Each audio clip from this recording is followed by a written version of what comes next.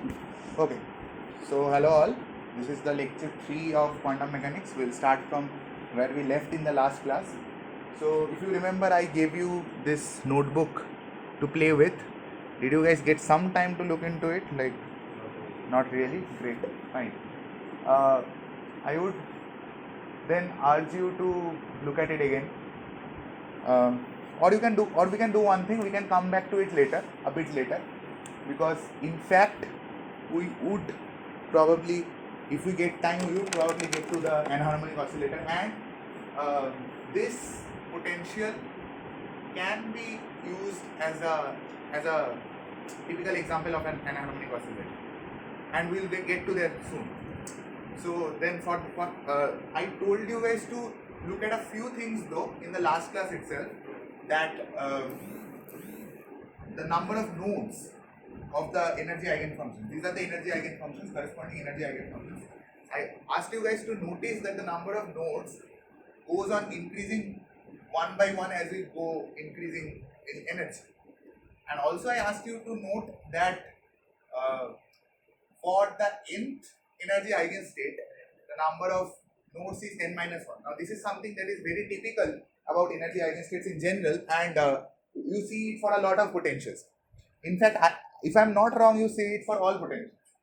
So one more thing is this: the corresponding, like the consecutive energies.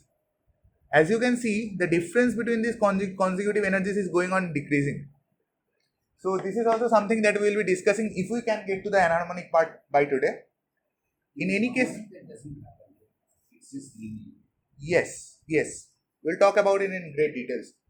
So this is the two things that I wanted to show from this kind of a potential. For the other thing, you remember this simulation that we tried to run? Do I have it here somewhere? Just a second.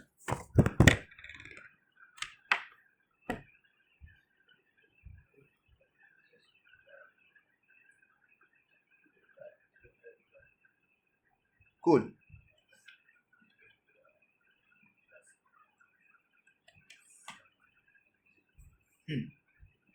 So, if you remember, the second simulation was about the simulation of a Gaussian wave packet propagating in an elliptical stadium, in elliptical region where there was no potential energy inside the stadium, and the boundaries were kept at infinite potential, so that my wave function can't leak out of the boundary, right?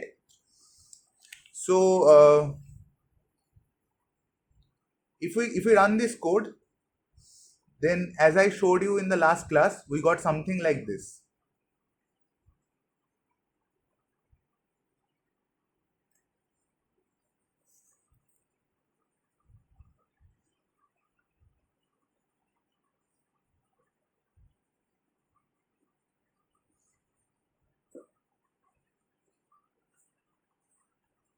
So as it starts, the spread increases, it goes on to a number of reflections, and then once it starts reflecting from the elliptical boundary, the form of the wave packet doesn't remain coherent anymore.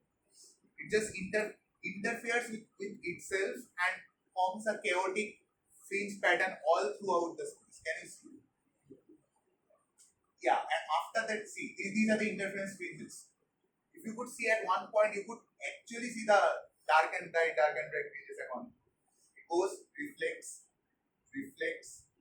comes back, two parts, comes back, interferes here.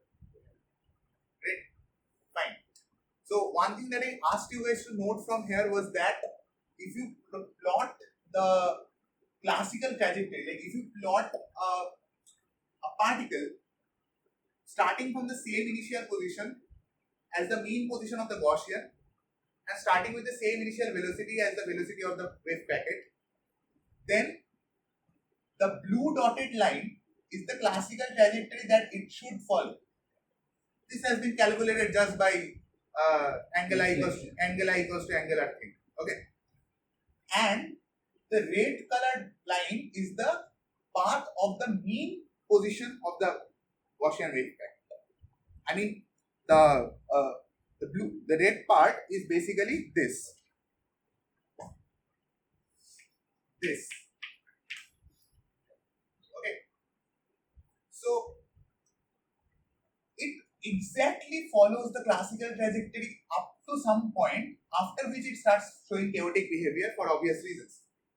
But the point here is, before that chaos turns in, you can see that the classical trajectory is exactly same as the mean position of the quantum trajectory. So this is the so-called Ehrenfest theorem, which we will be deriving today. So this is more or less the motivation or the starting point from which we will start. Yeah.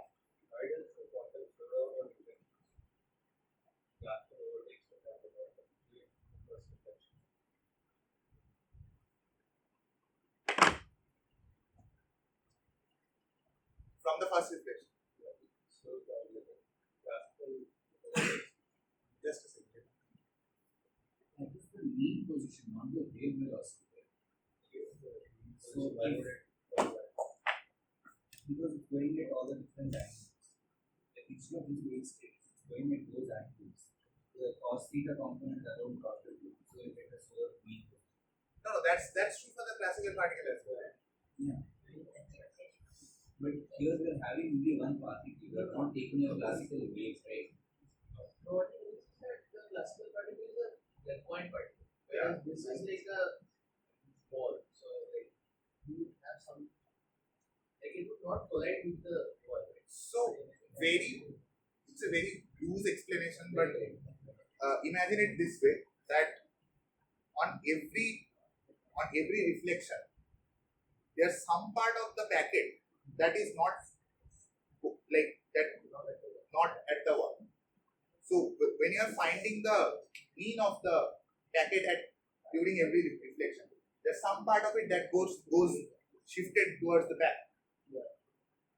So that will make it go slower. Like the velocity that you are calculating is the what is called the group velocity, not the phase velocity.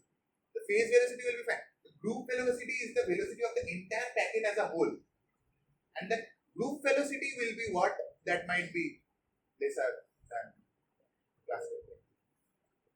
Still, I will think about it and I'll give you a better answer if I can. I might say something. So okay, fine. So this is the thing that is the starting point for today's discussion.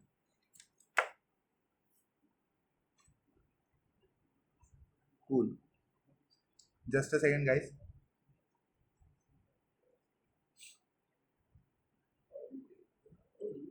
Fine then. So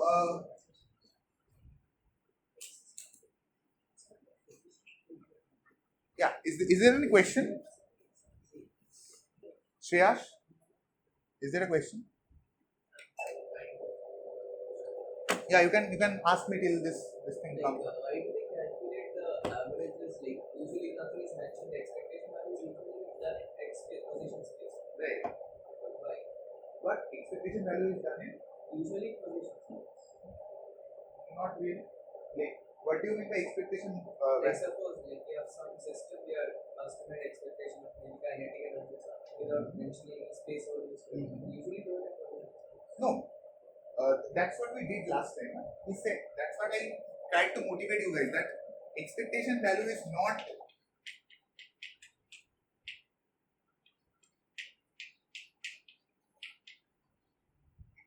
it's not this apparently. That's what I said last day. That expectation, you should, like from now on, now that you have started learning quantum mechanics, from now on you should not think this to be the expectation value. Rather, you should think this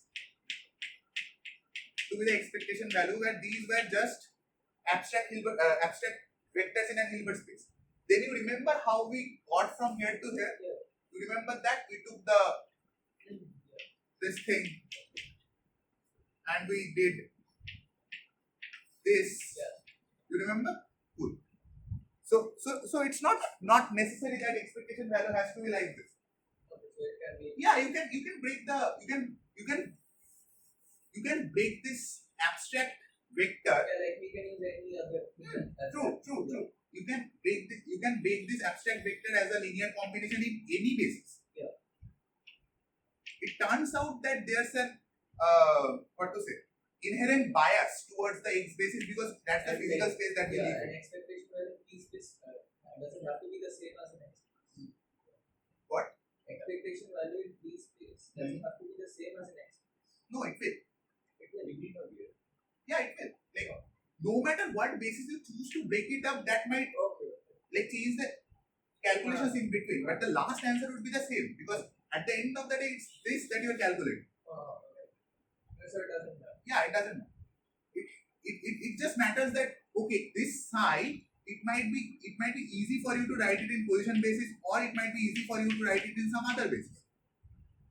So if it is easy for you to write it in some other basis, you will do what? You will do this, and then depending on whether this is a continuous variable or a discrete variable, you will either do this or you will do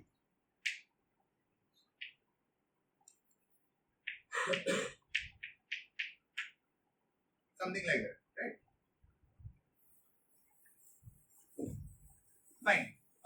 Okay, so we were talking about you came just in time because we just started. We were talking about the free particle. So if you remember, I will write a few things and you guys would have to complete me that what I actually meant by all this. Okay, cool. So we had the time, we discussed last day about the time dependent Schrödinger equation, which is given by this. Tell me someone what was the Hamiltonian for the free particle? It's very obvious. What? X plus P. P square right? Yeah. P square right? Okay. So, if you remember, we talked that we needed. If you remember the strategy of solving the Schrödinger equation, solving the quantum dynamics, was that first we set up the Hamiltonian. How do we set up the Hamiltonian? By changing it to the respective operator. So this is the first step is done. I have the Hamiltonian. The second step was to find out some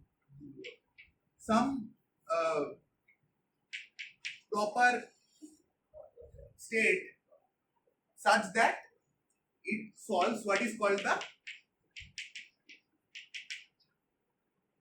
time independent Hamiltonian, right? And using the eigenvalues and eigenvectors of the time independent Schrödinger equation, what we wanted to do was find the propagator. If you remember, we talked in details about this propagator, about its properties and all that. Fine. So great. So my second point was to find some function that is an eigen function of this thing.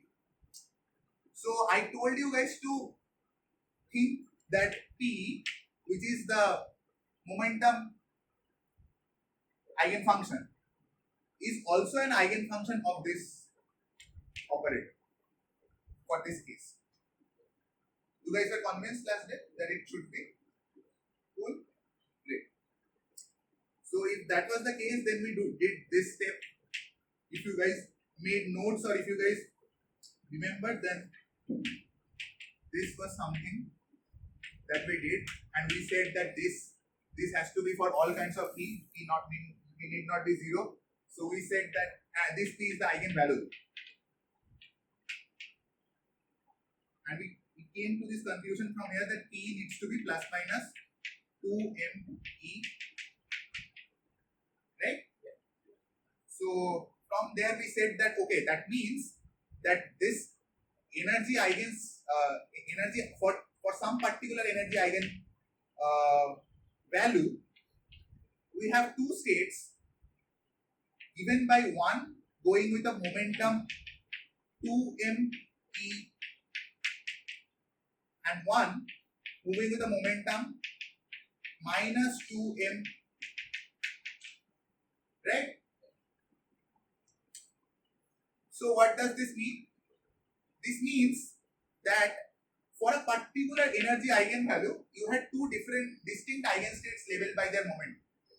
So my energy eigenspace for this kind of a Hamiltonian was doubly degenerate.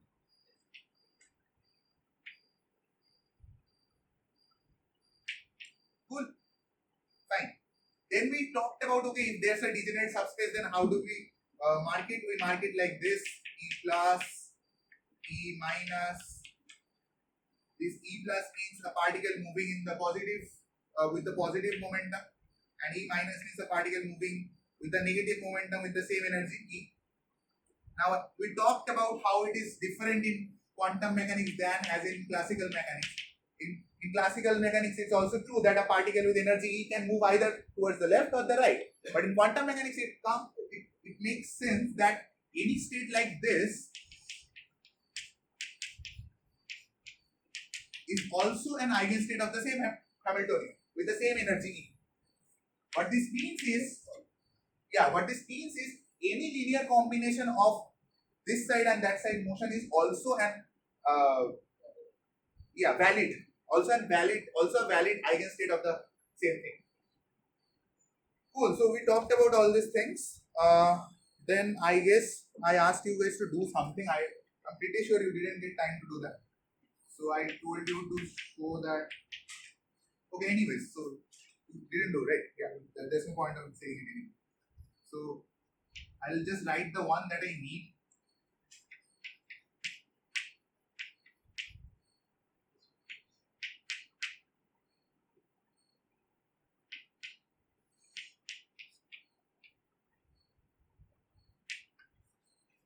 This I explained, if I remember.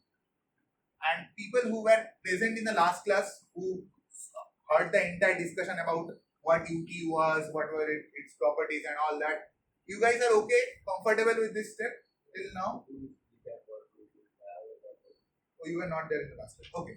So it's a pretty intense discussion, but the crux is that UT is some operator that takes my initial wave function to a final wave function. So my strategy of solving Schrödinger equation that we discussed in the last class was that we would construct this UT somehow. How we will construct this UT? We will construct this UT, for example, here we constructed it like this. Right? So we discussed it in the last class that how do you construct UT from the energy eigenfunctions. So you different with the time independent or time dependent. Not really. We went to the time independent and then we solved to get this. Right? To get the energy eigenfunctions, functions that satisfy this equation. This is the time independent Schrödinger equation that we used. We found out E from there, and then we expressed UT as a linear combination of this E's. Because there in last class, I will perhaps send the notes at some point and then you can see it. Fine. So people who were with me till last day, do you guys remember this thing that we did? Yeah.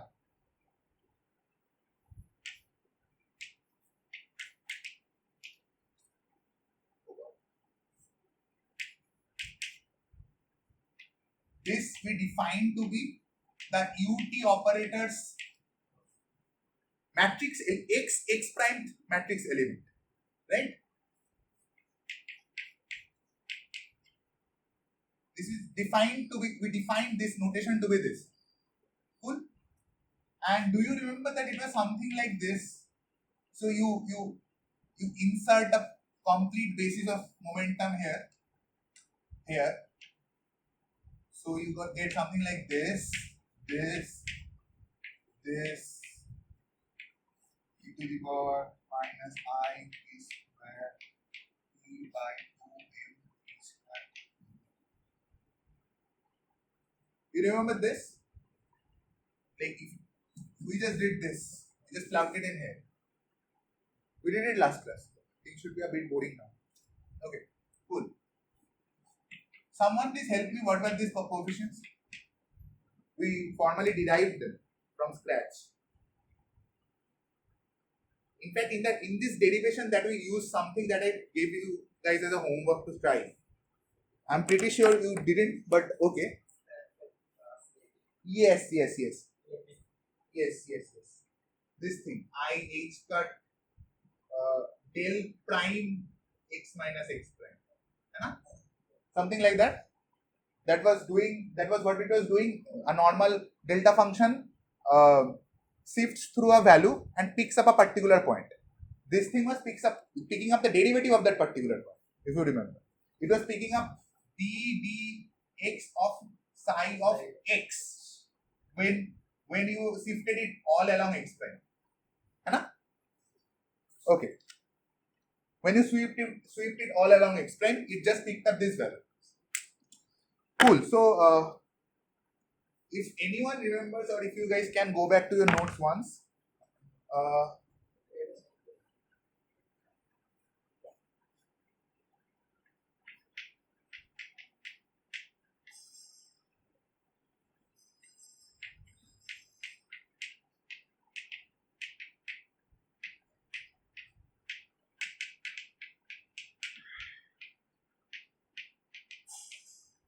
Something like this. This one factor comes from here, one factor comes from here.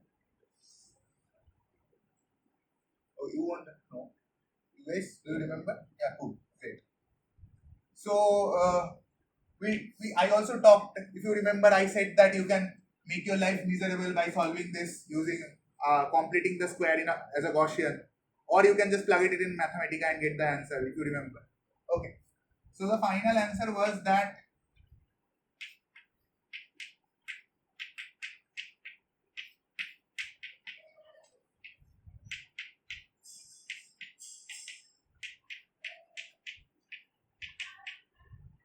so what is it?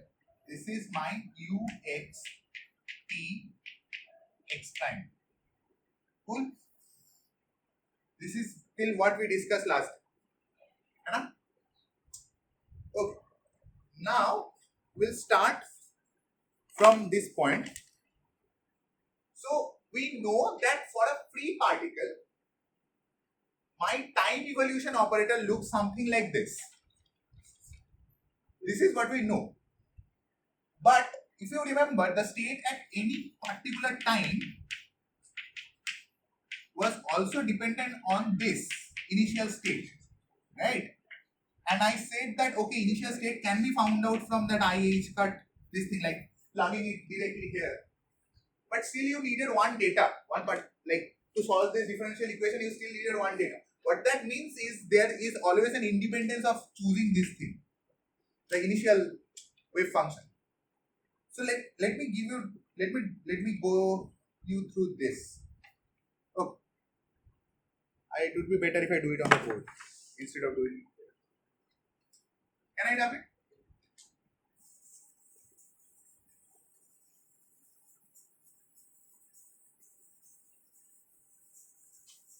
Till now things must be a bit boring because we are doing whatever we talked about last day. Okay, let me give you this thing. I am telling you the wave function psi written in x prime basis initially, like at t equals to 0, is this.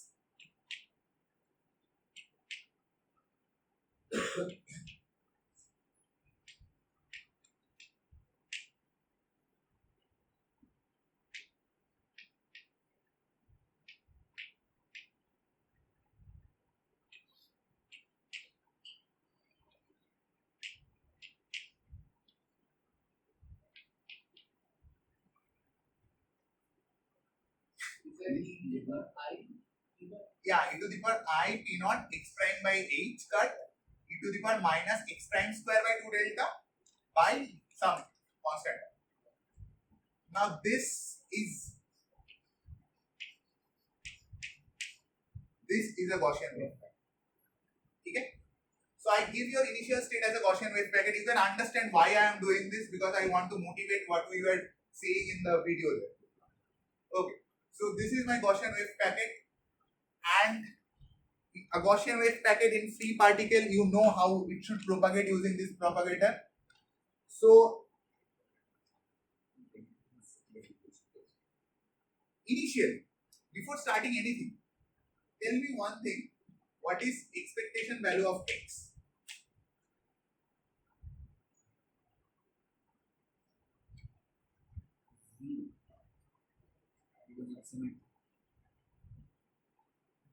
I got two answers till now. One I got x prime, one I got 0. Think about it.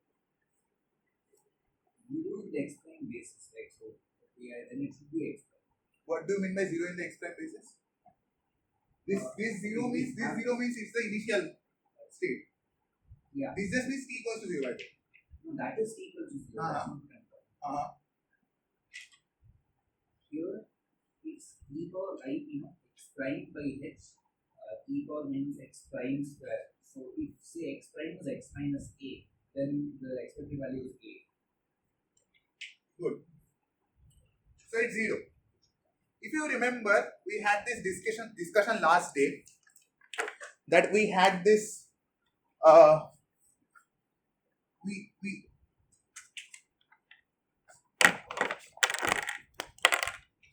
we had this Gaussian, and if you remember, we did this thing. We had some psi, we wrote it in x basis, so that was psi of x, and I told you psi of x was given by this thing at every point, right, at every dense point. So that's how we build this wave function, and on building this wave function we found out that the wave function looked like this for some given psi. If you remember, we did this experiment the last day. Do I need to show the exact thing, or do you remember? Remember, right? Yeah, great. So you remember that we calculated the psi of x explicitly, and then we did this. We did this, and we wrote this to be this, and then we inserted a basis like this, and we wrote this to be psi of x, and then x, then psi star of x became here, and all that. Remember? And we did all that thing, and then finally what did we get? We got a. Yes, we got a. That was the mean value of x. Then if you remember from last class, I also said that, okay, my mean value of x is a, that could be found out even without doing all this explicit calculation. I told you that, okay, once I had this, then I made this. This, I said, that was nothing but making a wave function in x space for that vector. And we plotted that wave function, it looked something like that. So I said that the expectation value of x for this vector, for this abstract vector, will actually be the mean of this thing right here. For example, suppose I had to find out p, what would that be?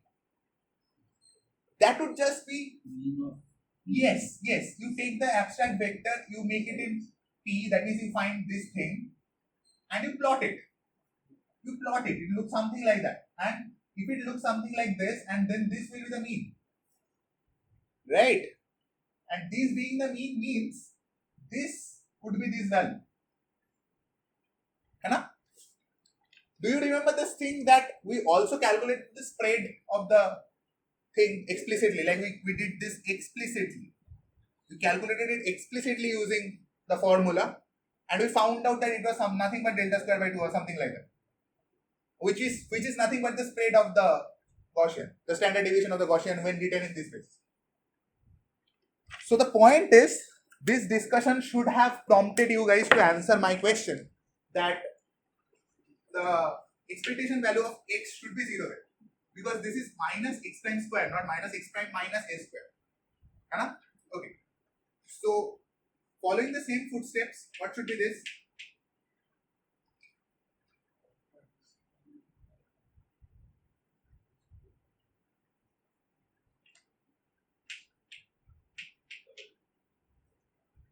Okay. This will be delta by root 2. Yes. Okay.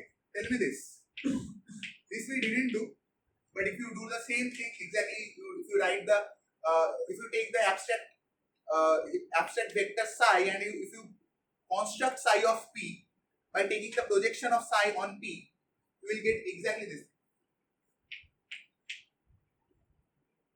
Right?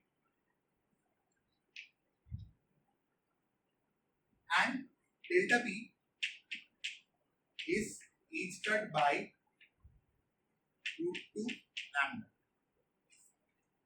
Okay. Now all these things are explicitly calculated. Don't think that I calculated it using delta x delta p equals to h cut by 2.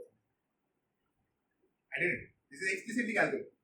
Just that in this case it happens. It happens to be h cut by 2. It just happens to be h cut by 2. It doesn't necessarily need to be h cut by 2. It doesn't.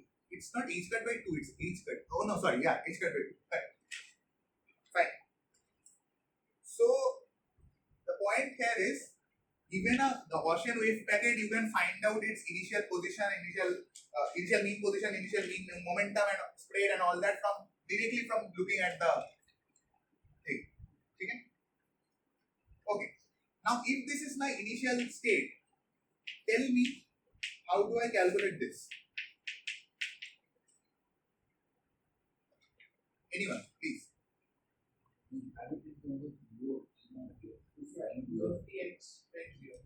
Good.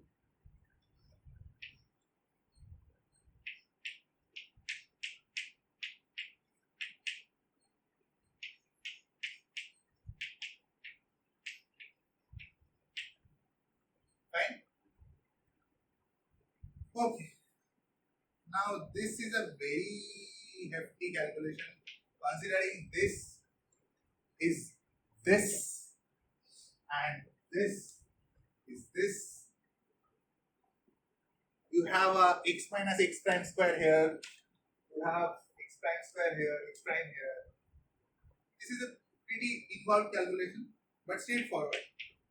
I'll write the final result, which is this. Like at some places you need to plug in this value there. Sorry, no, not yet. You don't need to plug in yet. If you just calculate it analytically, it will become this.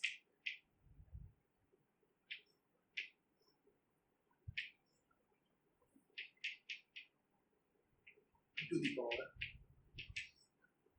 minus x minus p naught p by m whole square. It's important that I write it down completely because there are some inferences that we will be taking from here. Plus I h cut by m. And there's one more exponential.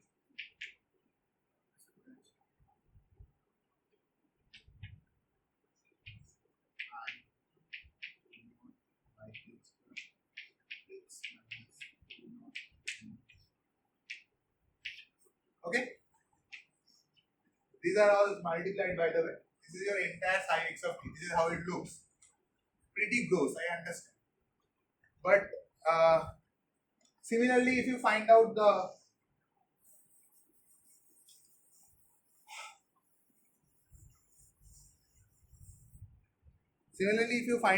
momentum eigenfunction as well,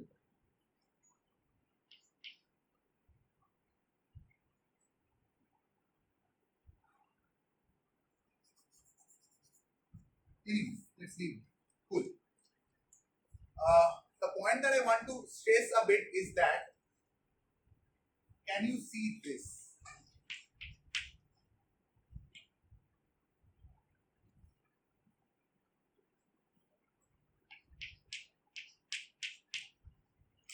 Can you see this?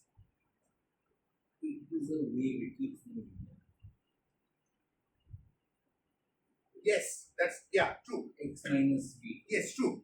But my point is, my wave function written in x basis at some other time t is also a Gaussian.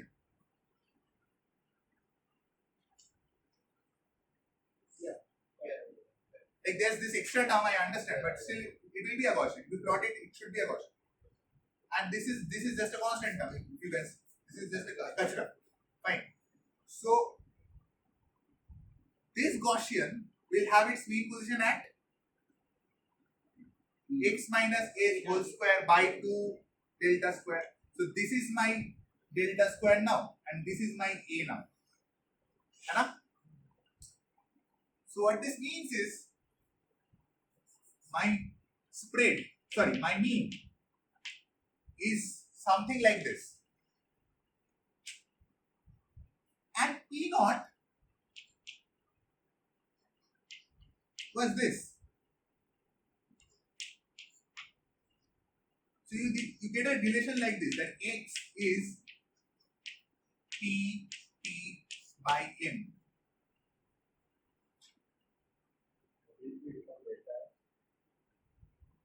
This delta. Delta was some parameter that gave the spread of my initial wave function. My initial wave function was spread by delta around 0. Okay, got it? Because I think this is 2 delta or something like that. Okay.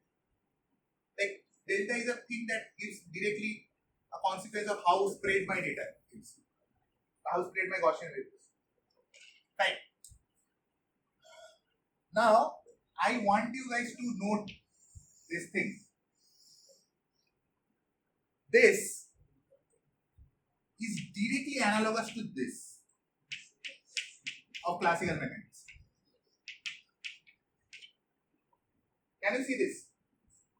This is directly analogous to the result of classical mechanics, that mx equals to p. That means that average quantities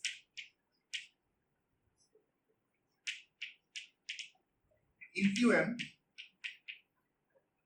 average quantities is better to write expectation values.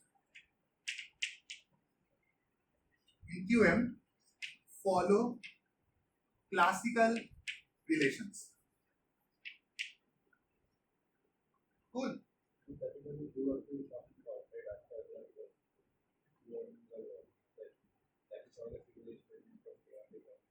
That's a different issue.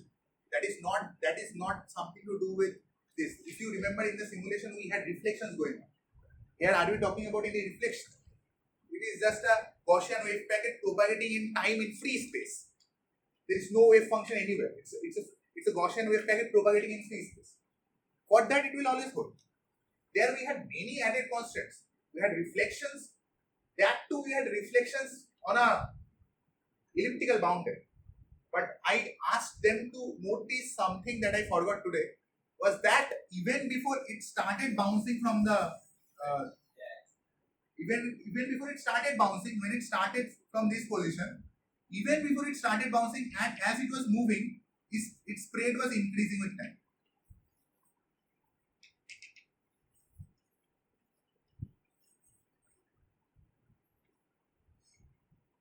Okay. So even before it was bouncing, its spread was increasing with time. So this effect of increase in spread, this has something to do with whatever we have been discussing now. And the effect that it will show complete chaos and it will not follow the classical trajectory after some time, that has nothing to do with Ehrenfest theorem. Oh, by the way, this is called Ehrenfest theorem.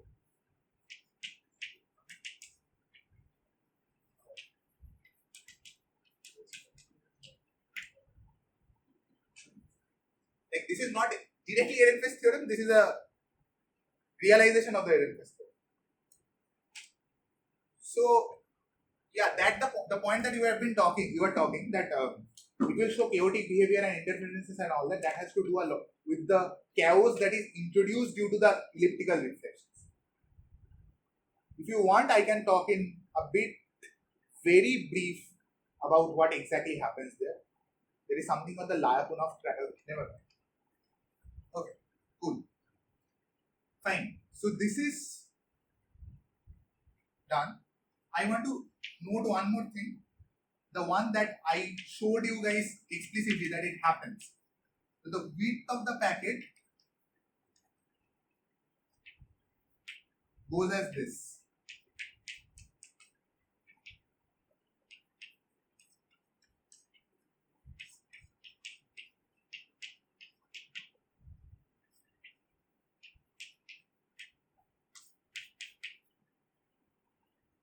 How do I know this? Delta of 4 is in. Yeah, delta power 4. Yes, delta power 4. How do I know this, guys?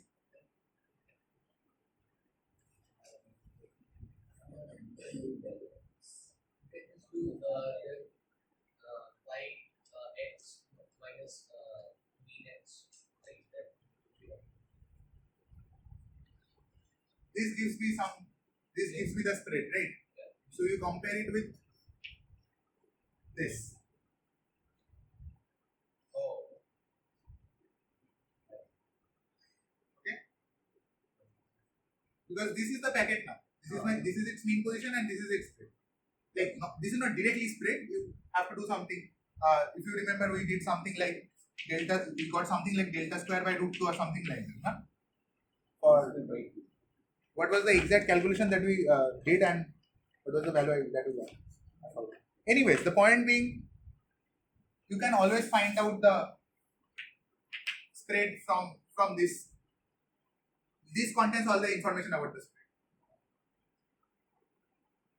Any questions? I see a lot of confused faces. Any questions? Cool. So the width of the Gaussian wave packet evolves in time like this. Now tell me, does this increase with time or does this decrease with time? It increases with time. And the point that the Gaussian wave packet spread of the Gaussian wave packet in position basis increases with time just means that if we look at it in position basis, if we plot it in position basis, it will go on spreading. Now point to note here is if it is increasing, the spread is increasing in position basis, it should decrease in momentum basis as well. Yeah, Because at any point the uncertainties in the position and the momentum should be right. Fine. Now this was my entire premise of showing you that simulation. Yeah, exactly. Delta x delta p is greater than equal to h. standard deviation. In this case, it's equal beta, right? In Gaussian cases, the delta is delta p is always. Okay, you have a point. The point is that we derive delta x delta p is equal to h cut by 2 that we derived for the initial part. We didn't do it for the final part. That's true. Yeah, exactly. The point is we can calculate this explicitly and we can show that it decreases. Like generally it doesn't happen. That delta x delta p goes on increasing in time. In fact, what happens is if you calculate delta x t delta p t, then generally what happens is it becomes a oscillating function with time. Yeah, it's crazy. It becomes an oscillating function in time. Yeah. No. I think this product also becomes an oscillating function. I don't know. Like I remember doing a calculation in my life once that did something like this. Remind me once to go back home and like see that calculation. Then I can send it in Teams and you guys can go through it as well. I remember that I did one calculation in my life for some system in which the delta x of t delta p of t was an oscillating function. Yes, exactly. Precisely. It is oscillating but bounded by expectation. Fine. Okay, so from a pedagogical point of view, we now know postulates of quantum mechanics. we know it in details. You are no longer students of UCI 101, you know quantum mechanics quite well. Like quite well. And you now know the fourth postulate as well. Now you know how to solve for potentials. You know the trick to solve for potential. You set up the Hamiltonian, you do whatever that I said. And we also went through a derivation of a particular type of potential, which is V of x equals to 0, the free particle. There are other kinds of potential, obviously. You can cook it up any ways you want. I think I asked them to do this in the last class. A potential like this.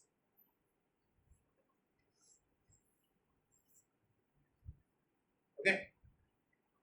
This is called finite well. Like particle in a box is an infinite well. This is called a finite well, or you can just draw it in the opposite of ulta also.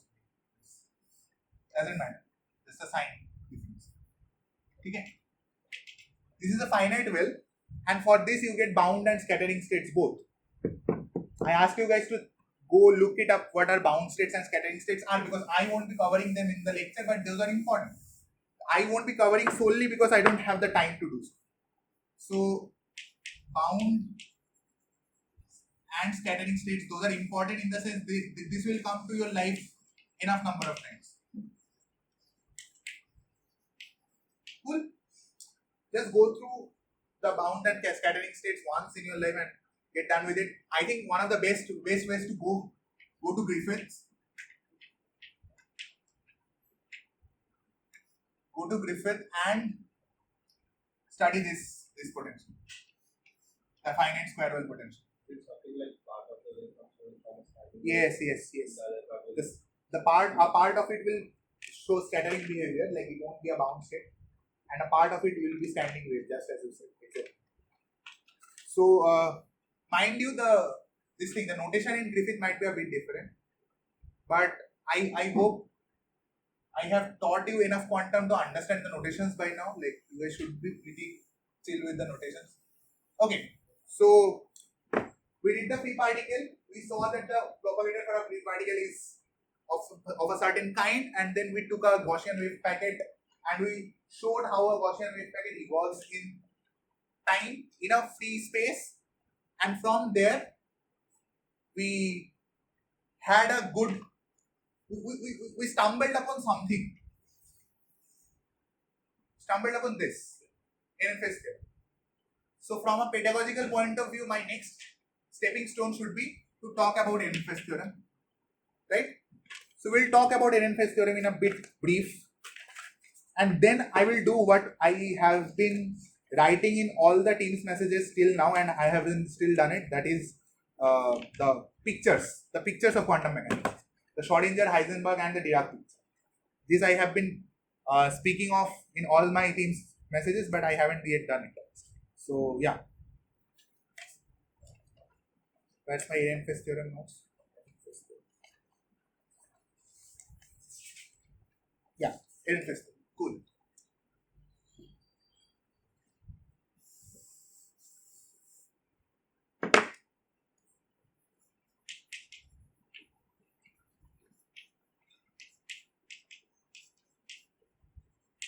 So by now you should understand that quantum mechanics is a much more fundamental thing than classical mechanics, and that classical mechanics can be derived as a limit to quantum mechanics as h cut tends to 0. Okay. So there's plenty of material written on how to transition from quantum mechanics to CM. That is called the classical limit. How to take the classical limit so that you go from quantum mechanics to classical mechanics, because quantum mechanics seems to be the more fundamental thing than classical mechanics. Though we started our journey from classical, we wrote the postulates in classical and then made it in quantum. But then it turns out that quantum mechanics is the picture in which the world follows. So anyways, enough of digression. Let's talk about Ehrenfest theorem. Now suppose you have any dynamical operator omega. our very old friend omega, and you need to find out how the expectation value of that dynamical variable changes with time. So this is what you are supposed to calculate. Okay. Tell me. Yes? For sums like that. Yeah, like you always calculate the expectation value for some signs. Okay. Now, see if you can understand this.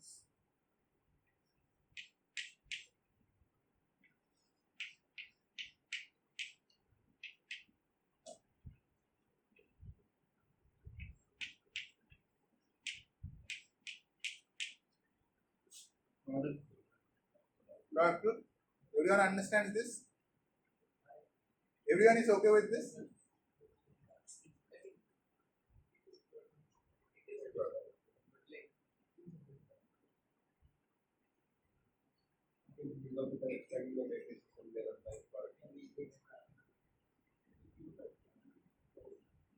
Any claims, anything? Any sus looking behavior here?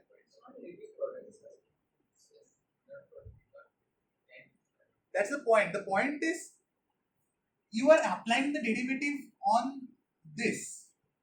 Now what do you mean by this? Omega? Okay, fine. So I urge you to do this thing. If you have a problem with how to differentiate Kates or bras, I would urge you to write it in some basis. Like you can't write it as equal to, like take it in some basis and then apply this thing. You will see that you will get exactly this. This is a very condensed notation. For what you will get if you take all the size to and all the omegas to some basis and then do the calculation.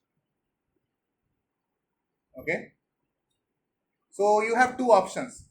Either you can go like convert all of this into some basis and do this thing and find out that okay, it indeed in some basis. I mean, when you go to some basis and you construct this in that basis, you remember we talked about this being a smooth function. When we went to a continuous basis omega and we found out psi omega by calculating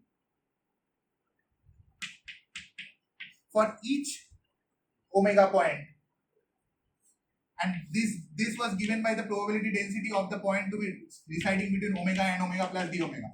You remember all this, right? This was from first class, I guess. So when we constructed this construction, when we were fixing our postulates, when we were building a theory, that time we necessitated this to be a smooth function, because as omega changes from omega to d omega, this should move smoothly. You remember? Guys, remember, right? Yes. Fine. So that was a smooth function. And it being a smooth function, you could differentiate it, do whatever the hell you wanted to do with it.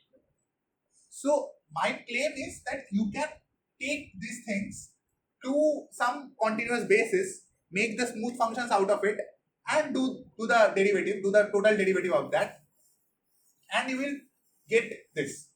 Exactly this result. Like you will get something else that can be condensed to written like this. So you can either go check it, which I will urge you to do, or you can be lazy and just take this value.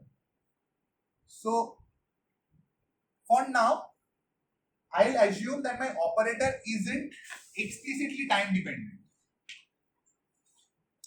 By explicitly time dependent, I mean my operator doesn't have a time inbuilt in it from the starting. All the operators that we have been discussing till now, or all the operators you can think about it till now, are generally of this kind.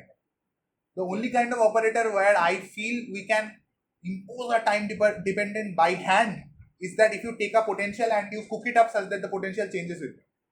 Like you make it a sinusoidally changing potential or something like that. So in that case, you might have a operator dependence, and for those cases, you will get a different value, different answer. We are not talking about that. We're talking if the operator is explicitly time independent. It doesn't have an explicit time dependence. Mind you, it not having an explicit time dependence doesn't mean the total derivative to be zero. Only the partial derivative. Yes, only the partial derivative is zero. This is like basic calculus. Okay? Fine. From Schrödinger's equation, can I write this? I h cut this h psi, which means my psi dot is minus I by h cut h. Cool? People? Okay? Great. Take the conjugate of it, adjoint of it. Sorry, not conjugate. Yeah, take the conjugate transverse of it, adjoint of it. What will you get? The kate will become a bra. The minus I will become plus I.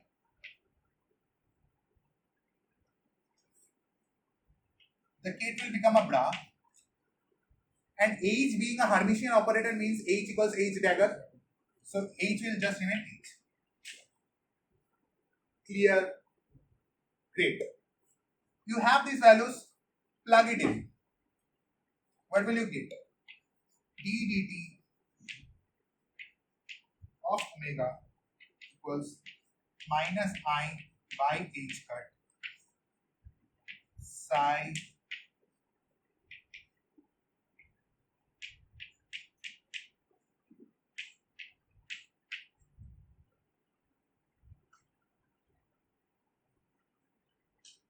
Can you see where this commutator came from out of the blue? Think about it. You in one term you apply this to the right of the omega, so you get h omega.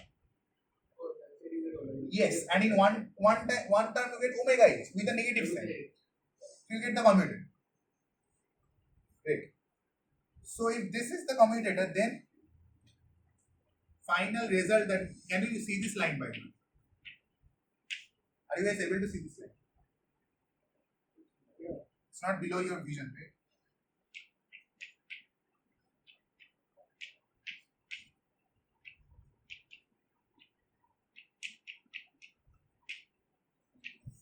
Yeah.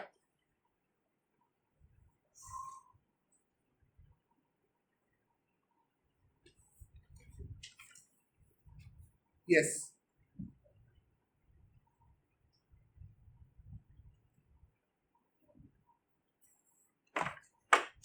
Just a second.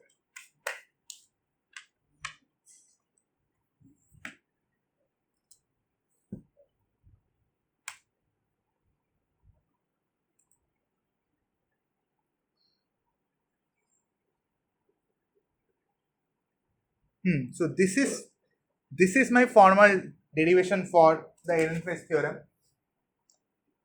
Now note that if I replace omega with x, see what happens.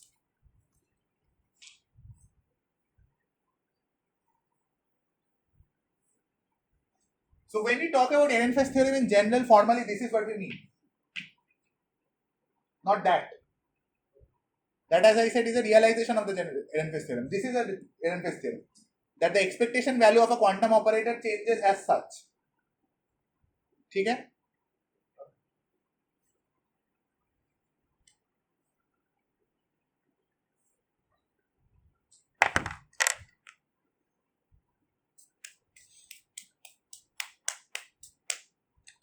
Say we choose omega to be x. Then what do we have here? Expectation value of x dot of expectation value of x, like the derivative of expectation value of x, is this.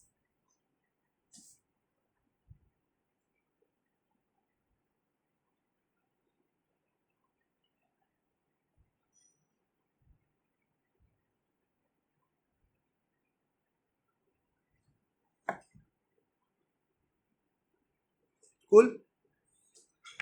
Now think of the potential to be something like this. Like any generic potential will be p square by 2m plus some v of x. This is my potential every time. That's what we have been doing. Okay. So if my Hamiltonian looks like this, then what will happen if I just plug it in, like simply plug it in? This x, when I take the commutator of x with h, v being a function of x itself, the commutator will be 0. So the only thing that remains is something x comma p square by 2. Right? So you get this.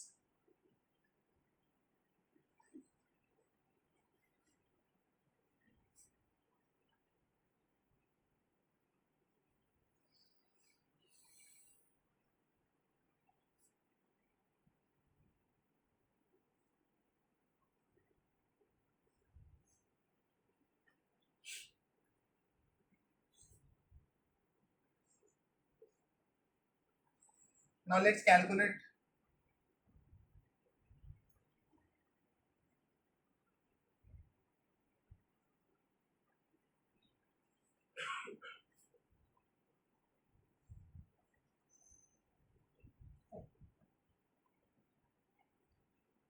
Do you guys know this? This is an identity. Commutator. Okay? This is an identity. You can always try doing solving it. This is an identity of the commutator. Okay? Okay. Now if this is so, tell me what the commutation of x and p is. That is the canonical quantization that we imposed as a postulate from the beginning in the theory. I is good.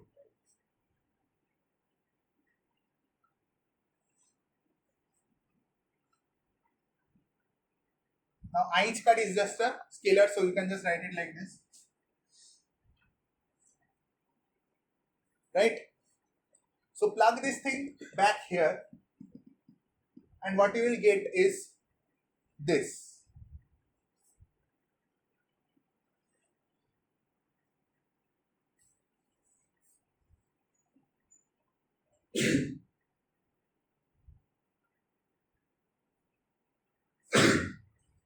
You will get this.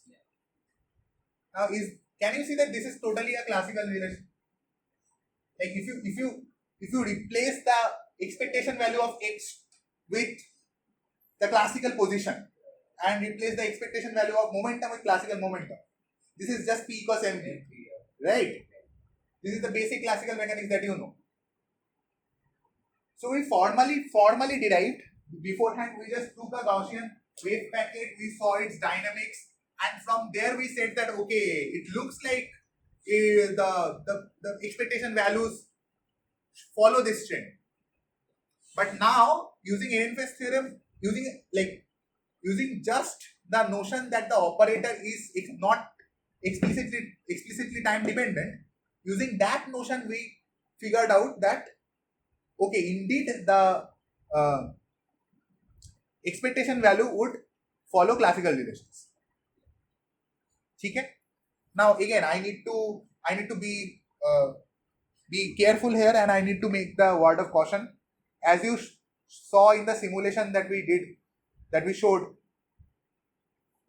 all this thing is true, but there might be added constants that might change the dynamics of the system.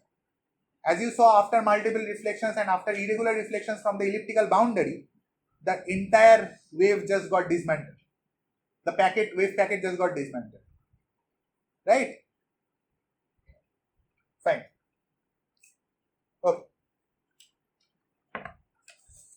So, yeah. Yes, canonical quantization. Yes. Okay. So, this we discussed in the last class. So, basically, if you remember, my second postulate was something like this: that the independent variables x and p of classical mechanics are represented by Hermitian operators x and p, right? Given by this. x, x.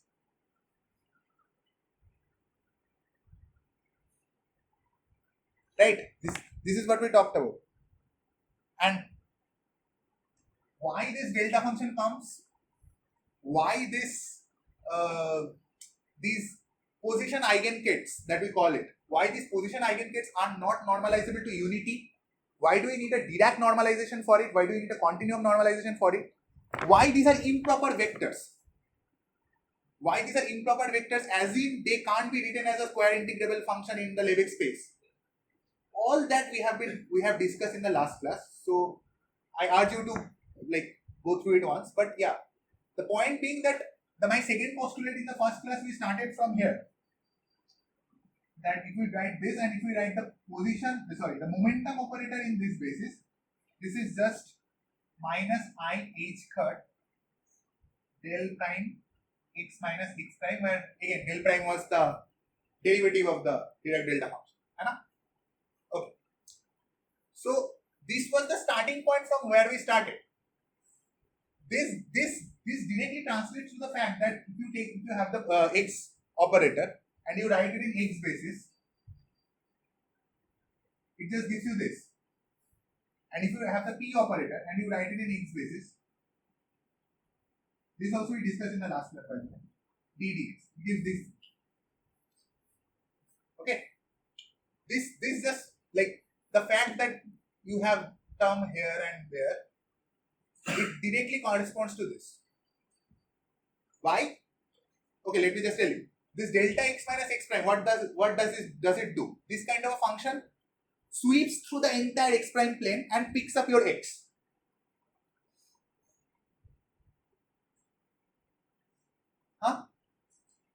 This function, what does it do?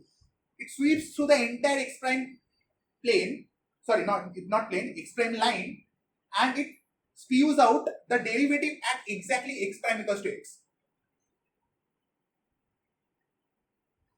Right? And you have a minus I h cut hanging around along with it. So you have that as well. So you have x written in x basis to be x, p written in x basis to be minus I h cut ddx or something, whatever it is. So this can be a starting point. This is the starting point that we took it to be a postulate. That okay, this is our starting point. And if you take this as a starting point, you can work your way around and find that the commutator of x and p will indeed be IH. But in the last class, as we discussed, a more general way would be to impose this and find out that okay, if this needs to hold, then my p written in x basis indeed has to be this or plus minus some function. Okay.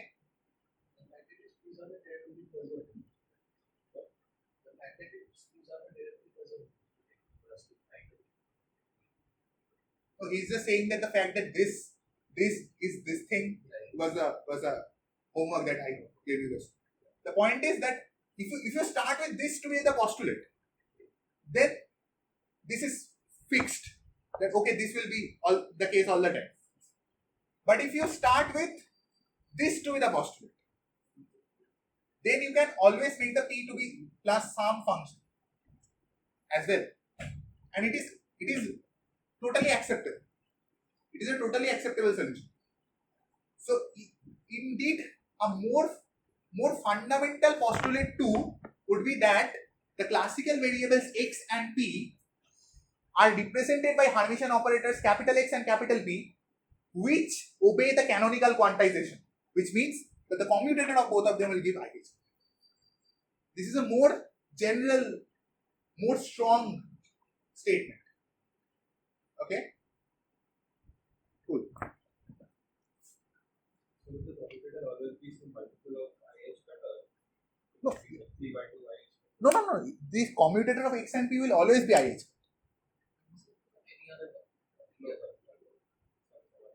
Oh, for some other commutator, you just have to calculate it using, like, for example, we had to find this commutator of x and p square by 2. We calculated it step by step till we get to this point. We break it up till we get to this point. It just comes in terms of p. It's not a constant at all.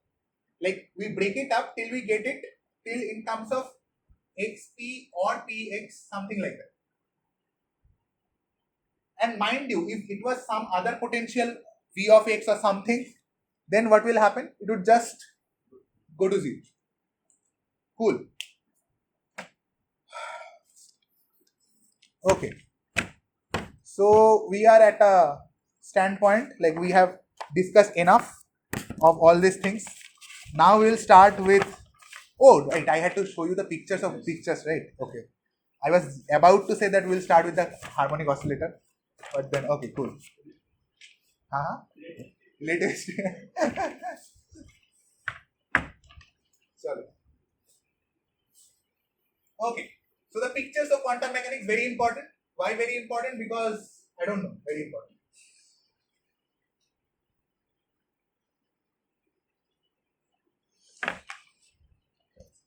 As I am clearing the board, I want someone to just say in brief what we have been doing till now, like from the beginning, from the first lecture. What are the major things that we did? Like you guys can just like there are 5-6 students in here. Just say it. Like basically, we have taken the process of classical mechanics and see how they translate into quantum mechanics. Okay. And then we define that when we talk about quantum mechanics, it's not really in terms of the basis or something. We define it in terms of the abstract input space, and then we go further. And we found out that this level is more general because it can be we can take it in the place and we can get to classical. Correct. Then we try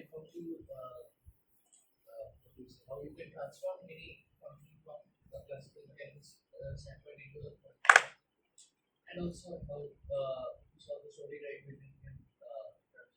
Right. So while we are making the transformation from classical to quantum, we talked about how to deal with a continuous spectrum of the operator, how to deal with a degenerate spectrum of the operator, what it means to be a degenerate spectrum, how do you label the if you have a degenerate subspace, how do you label it using a commutating observable, right? We talked, for example, we took energy and momentum. We saw that in energy, the energy eigenspace was doubly degenerate. So we went to a commutating observable P and we used the non-degeneracy of P to label the eigenstates. And we talked about, if you remember, we talked in the second lecture that we iteratively do this process till we get to a non-degenerate variable, and we call this entire set as a maximally commuting set of observables. Okay? Okay. So we solved the Schrödinger equation, we talked about how to set up the Schrödinger equation, how to solve the Schrödinger equation, that we need to go to a certain basis to solve the Schrödinger equation. So you guys know enough quantum mechanics now. The pictures of quantum mechanics.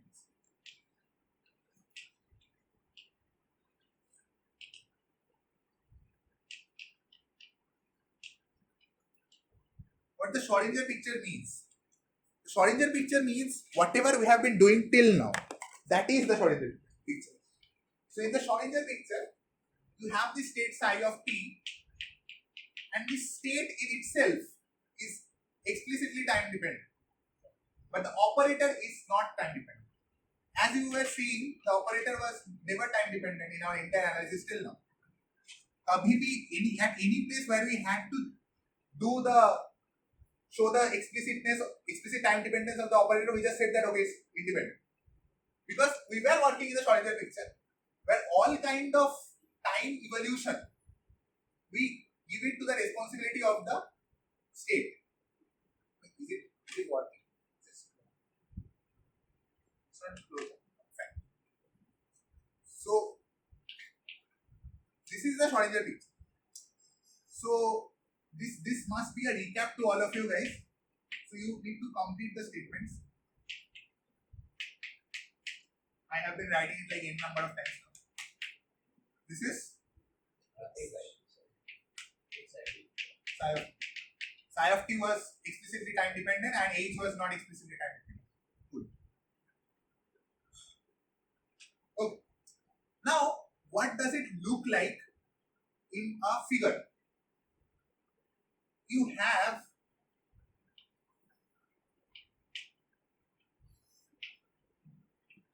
bases like this. Okay, say psi 1 is a basis,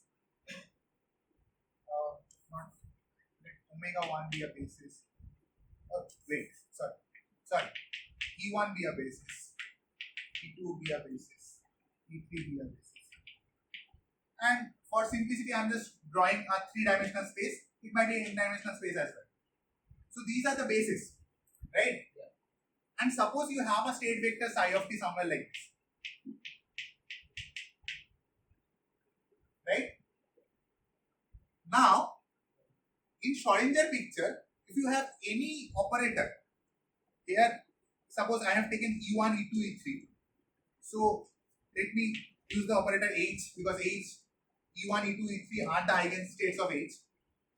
So in Schrödinger picture, what we do was we take H and we break psi into the components along the eigenvectors of the operator, right? Cool. Now, as the time changes, this state psi in this space will point somewhere else, right, at a different time. And then at that different time, you take the components of that vector and you project onto E2, E1, E3, and that will give you the components along each eigen function. Cool? That is what we are doing till now. We have been doing till now. The point to note here is that in this prescription, this E1, E2, E3, all these things are constant. They are not changing with time. Right? Because H is not changing. Yes, exactly. Because H is not changing with time. Because H is not explicitly changing with time, these eigenfunctions are not changing with time. So my coordinate system is remaining intact. What state evolution means in Schrödinger picture is that you have a vector in this n-dimensional eigenspace, and when you go from one time to another time, the state just moves to another different orientation, another different vector. So these components change, but these directions don't change. Cool. This is my Schrödinger picture. Now,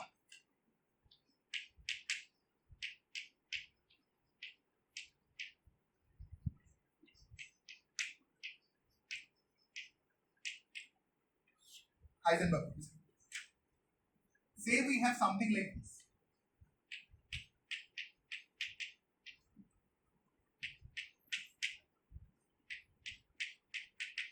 Tell me in which picture have I written it as of now? Schrödinger, right? Right? Because my psi is in explicit terms. Okay. Can I write it like this?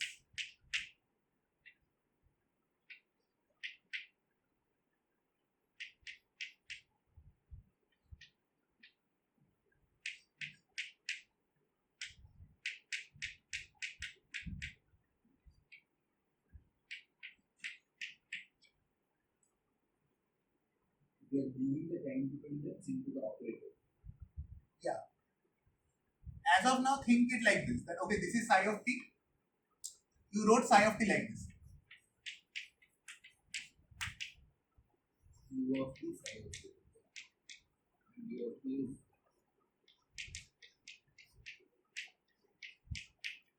and if we take the dash. Yes, exactly. If you take the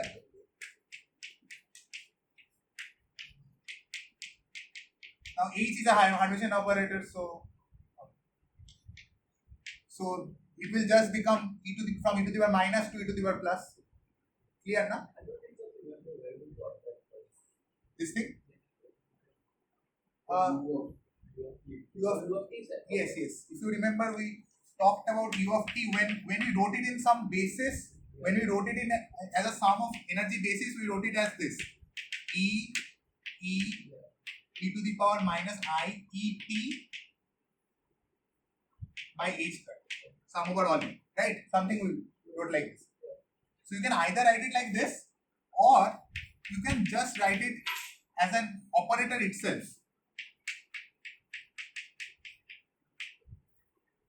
Okay? Yes, this is the same H. H is Hamilton. H is the Hamiltonian. The only difference is here this is a number. Huh? And here it's the entire operator. So it's the exponential of an operator.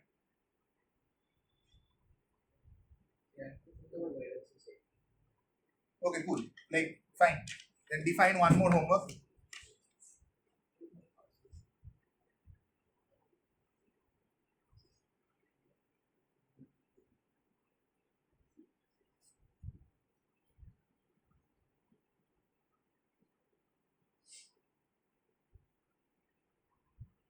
In fact, it should be U of t implies that, but okay, fine.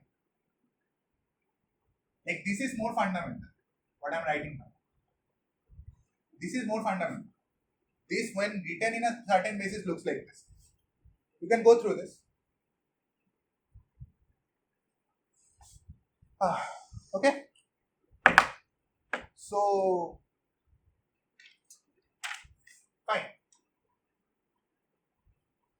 So, if psi of t is this, then the dagger of it will be this, the adjoint of it will be this.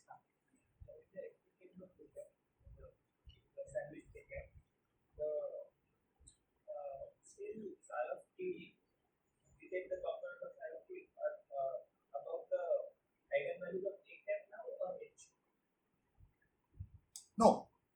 So once we will make this thing, once we will do this thing, we'll get back to this picture and your answer will be clear. Like, I will answer your question. So basically, here what we were doing was, we were taking the components like this, na? Yes.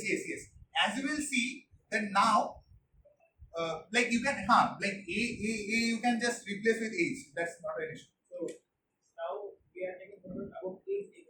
Like for example, if you change this to be A, this will be A1, this will be A3, this will be A2. It's the same thing, na? H was just an example. I wrote it in E, so I thought that I will write H because H is the eigencase of it. So if you have any dynamical variable omega, then you can always write it in the eigen, like as a sum of.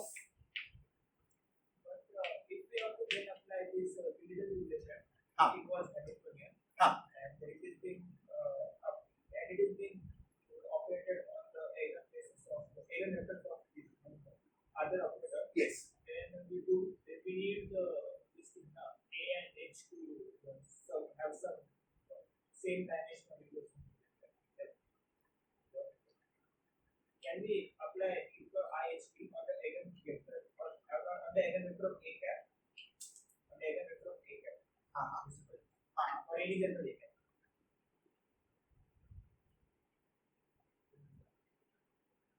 Tell me one thing. This e to the power IHD I am applying on psi, right?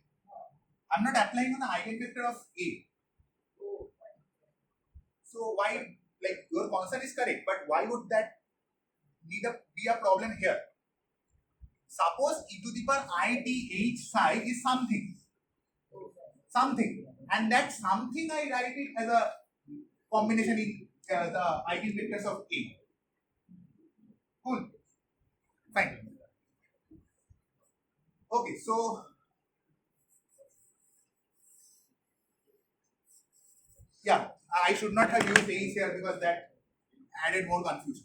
It is true for any omega, right? That we did in the first class. Yeah. Fine. Okay, this is everyone comfortable with this? Any issues? Any doubts? How we did it? Okay, like considering this, fine. Now I am saying that I will define this thing inside to be A of t. So this will look like A of t psi. This is the Heisenberg picture. So here psi is psi of 0. Psi is constant, so it can be taken as psi of 0. Like, it's always constant. So what this means is, now if you look at the diagram, Initially, in Schrödinger picture, you had this,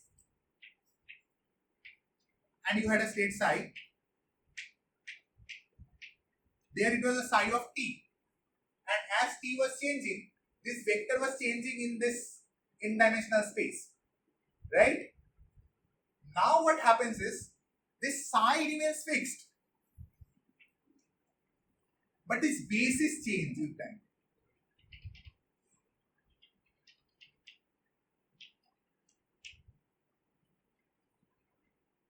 Got it?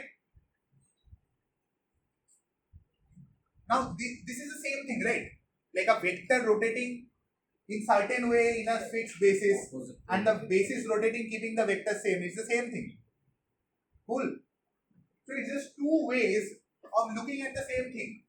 Here the vector was constant, here the basis were constant and the vector changed to a different location. And here the vector remains constant and the basis changes to a different thing. So this is my Heisenberg picture. Now for Schrödinger picture, we had a Schrödinger equation. So for Heisenberg picture, we should also have a Heisenberg equation. So let's derive the Heisenberg equation very fast. Okay. So you have d dt of a of t to be d dt of e to the power I t h by h cut a e to the power minus I t h by h cut. Okay? All good? Fine. Okay. Now I will be jumping steps and you have to go that way. This is h e to the power, I'm just writing like this. A e to the power minus this minus I h cut e to the power this a h e to the power minus this. Take a moment, look at it. This is not wrong, this is correct. Think about it. You should see it.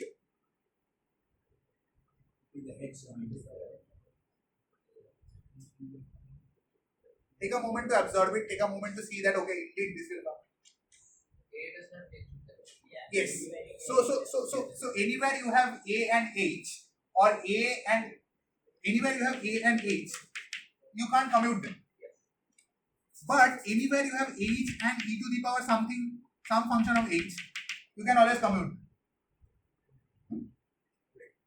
Yes, you can. That's what we did there as well. Na?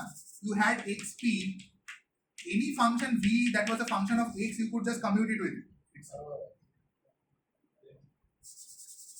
Okay. So I will proceed, expecting you guys understand this thing. E to the power this. See, this is what I am doing here. H, A. I commuted these two. Because this was H, this was e to the power something H. So I could commute these two. Right? I could commute these two. So I commuted these two. And I have e to the power minus, same thing, minus e to the power this AH e to the power minus x.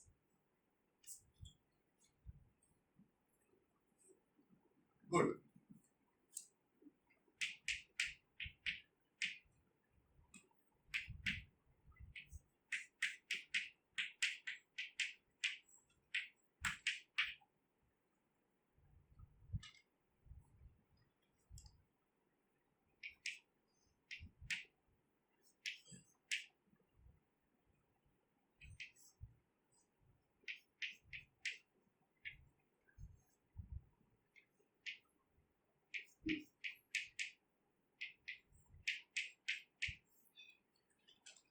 Take a moment. Did you guys understand how we went from here to here?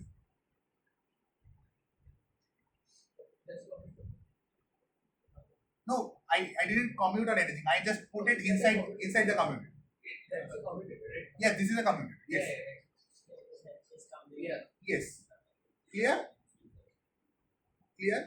Like if you explicitly write it down, you can see it. It will be E H A minus E H A E minus E A H A. We can put it in either. Yes. You can just commute it continuously between e to the power h, and you will finally get this. Or you can use the commutator property that you can directly put it in the second end. Yes, there's this. It comes from the that fact only. So, okay, finally, okay, tell me what this is. A of t, good. So I have I by h cut, commutator of h and A of t. Yes? Fine? So that just means my Heisenberg equation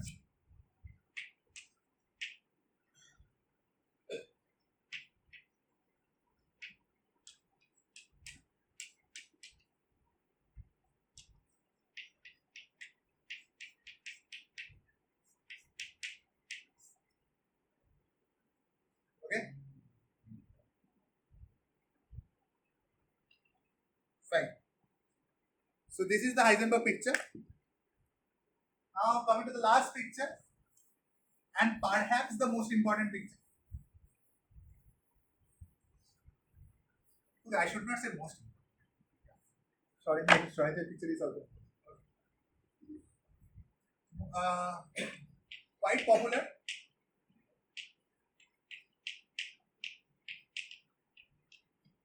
The Dirac picture or the interaction picture. Okay? What do we do here? So we have a Hamiltonian H and you write it like this. Now this might look very normal to you, but Chinmay sitting here will understand that how important this is. Because later when we will be doing perturbation theory and everything, this is exactly what we will be doing. This is very important. Like this is called interaction picture for a reason. Because it helps you to use interaction. Cool. So you have this Hamiltonian and you break it up into a free, okay, I should not say free part, unparted, but okay, you break it up into two parts. One A0 and one V. Okay? Now this breaking up will be governed by many choices. One of the most important choices is V. V needs to be a small correction to this. Like you can always break it up H into H0 plus V and you can choose V to be large as well. Or H0 to be. But it would help us, like this kind of a breaking up would help us in the cases where V is a small quantity. Because if V is a small quantity, then the analysis that we will be doing henceforth, we will understand that why it is important. So define, I am defining this. Define e to the power minus it h cut by h to be e to the power minus it h0 by h times some function omega. Yes.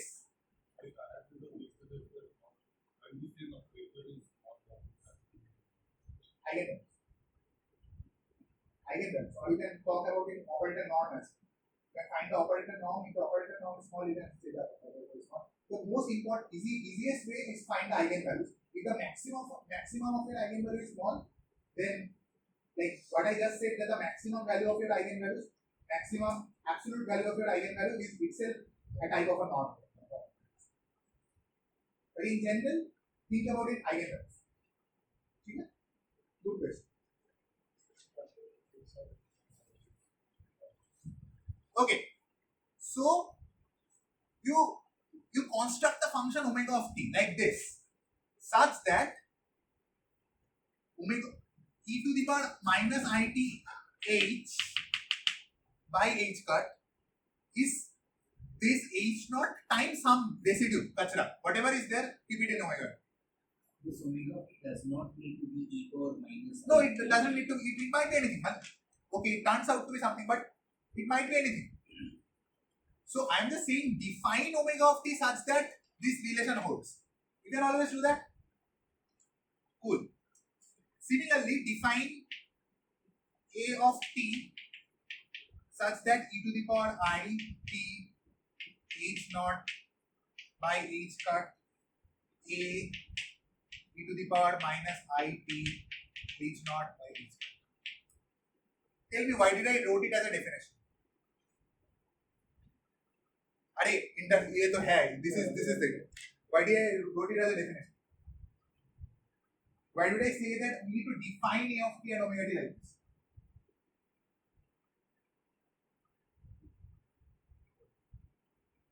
Because you are not operating on any vector. No, that's not an answer. Okay. When we found a of t in Heisenberg picture, how was a of t given? It was e to the power I t total Hamiltonian by h cut.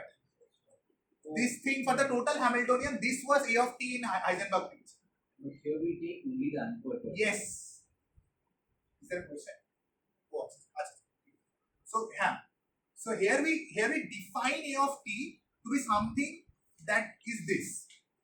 That is followed only by the unperturbed, that is evolved only by the unperturbed Hamiltonian. Okay? Cool. So if you are with me, if you are with me through these definitions, then tell me this.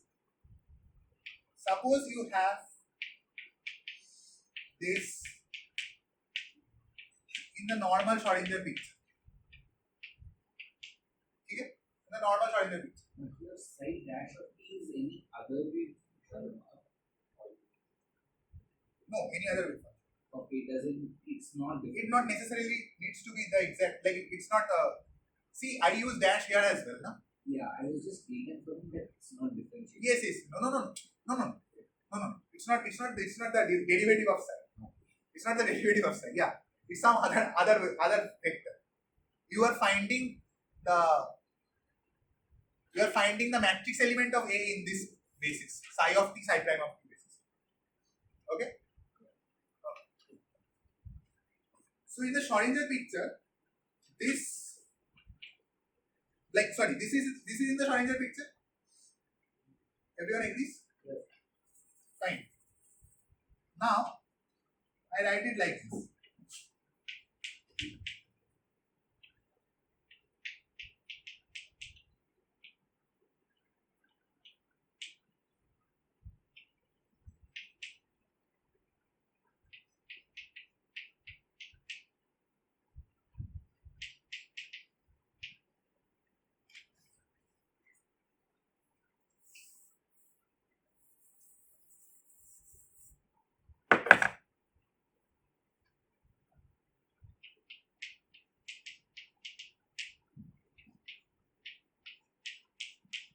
Again, take a moment to think about it.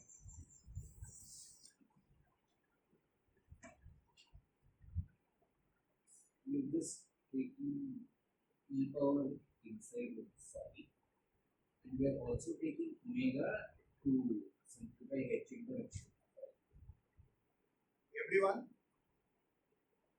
is there a doubt? There should be a doubt. Good.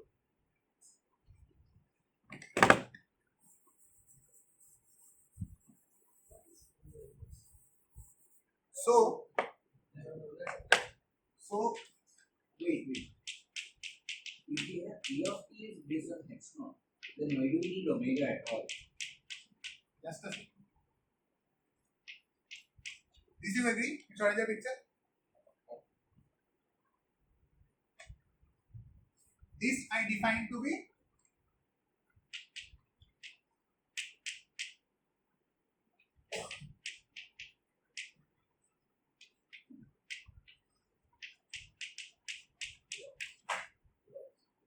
yes. So if psi of t is this, How do we know they come? which one? E power minus I t h naught and omega. when we move them there. Here we have omega e power minus I over. So we have e power minus I over. Oh, that's just because both of them are functions of t. So that means the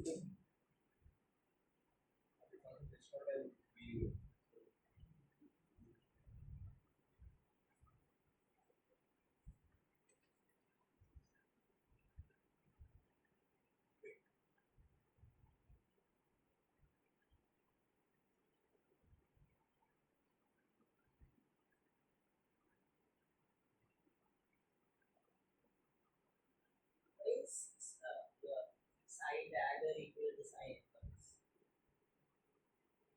Which one? Which one? We use that Side dagger is transpose function. bra. This no? No, this we didn't use. We just used this. We took this and we wrote it to be e to the power minus e to the power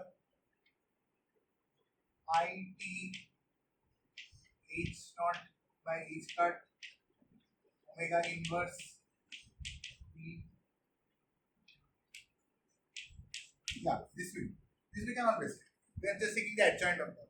that one is fine. So if we take psi of t, we should get omega of t e power minus I t h naught by h bar psi. Yeah, that you are correct. Like in fact, my immediate next step would be to commute both of these things. So they do commute. They do actually commute.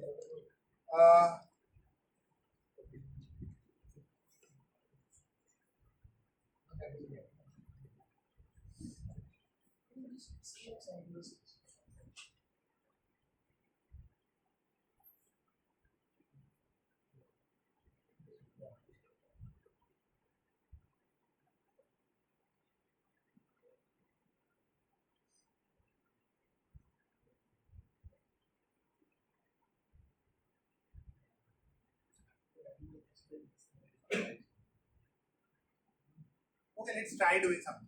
Let's try finding the commutator.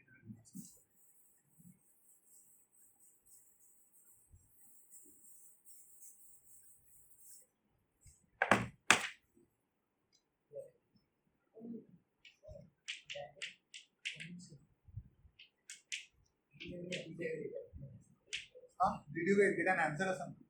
Like why it comes? Oh.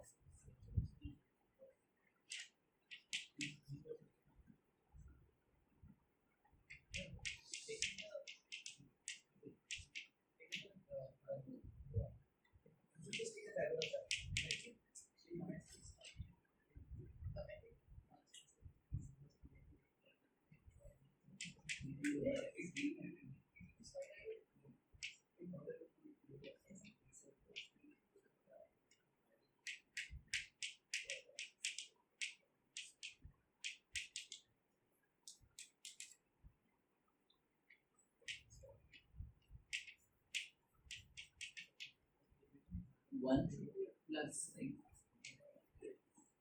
it's not part that we have to learn. How do we even get this?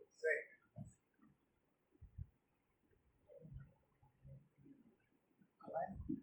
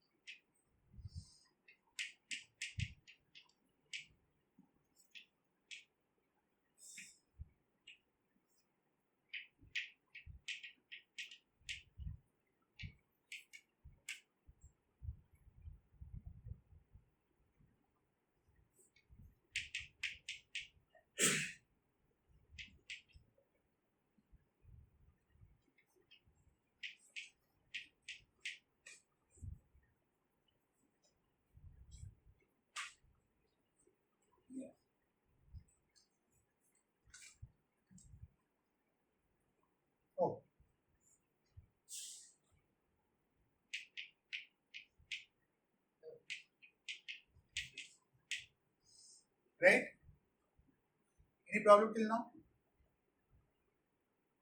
I just broke it down like this.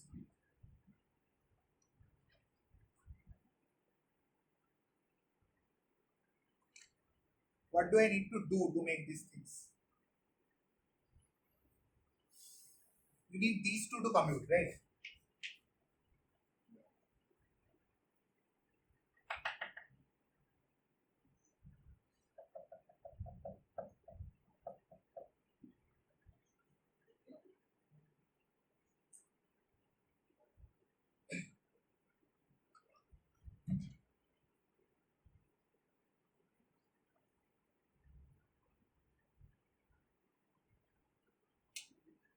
Sorry, I'm unable to think anything like this at this moment.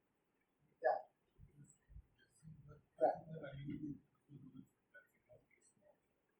V of t is fine, right? Because what happens is for when you write e to the power a, e to the power b, you can write it to be e to the power a plus b plus some Baker-Campbell-Hausdorff expansion for matrices. Like basically, I am writing it ulta. It's e to the power a plus b is e to the power a, e to the power b, then some higher terms. Now, instead of taking b small in the limit. Yeah. Now, those higher terms involve commutator of a and b. So a and b are h and h naught here. So the higher terms involve commutator of h and h naught. So h and h naught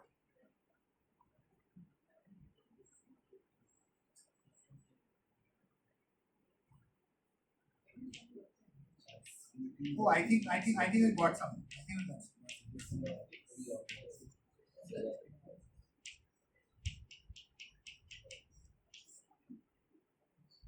Perturbation has to commute with the main Hamiltonian, not necessarily.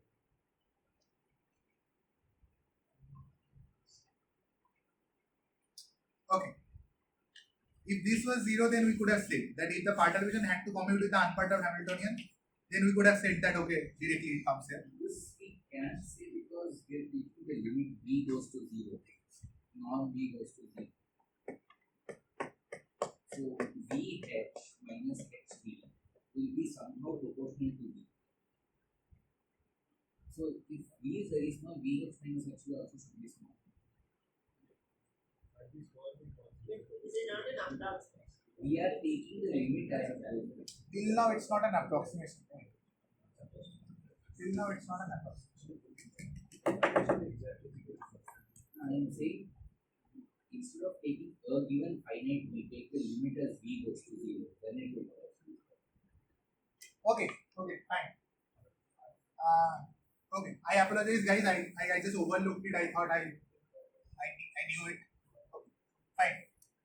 Then, like, we just need to commute these two, and for commuting these two, we need these two is 0. Right? We just need these two is 0. And very honestly, I can't think of any logic that would make this two is 0. If you have any idea, any one of you can explain. Right now, it's not coming to my mind. But how can we say that this two is 0? If these two are 0, then by the Baker-Campbell-Hausdorff, these two will commute. Or like this will be this plus this, and this will also be this plus this, and that will just go to 0, and then you can say that omega and this commutes. But for that, you need these two to commute. And I can't think of a physical reason why these two needs to commute. In fact, they need not be commuting. We did not have to use perturbation. Exactly. So there's no physical reason why this should be 0. In fact, they should not be 0 in general. Okay, I'll come back to it. I'll come back to it in the next class, or I'll write it in Teams somewhere. I'll write font now. I apologize for this, but font now. Please take this to be commuting. Please take omega of t and e to the power minus it h naught by h cut to be commuting. Okay? For now, take these two to be commuting. These two do commute, like trust me, these two do commute. Why exactly I am unable to suffice a logic? My bad. I'll get to it. I'll get to it very soon. Okay. So if these two commute, then you can just swap these two and swap these two. Then what are you left with? We're left with this. Omega inverse of t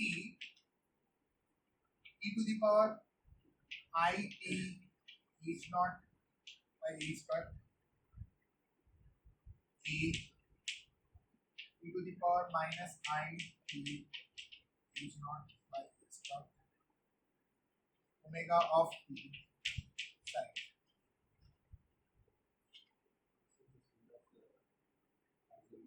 Yes, exactly. So think about it. What is this?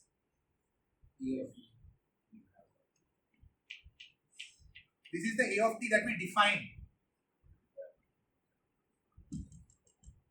What is this?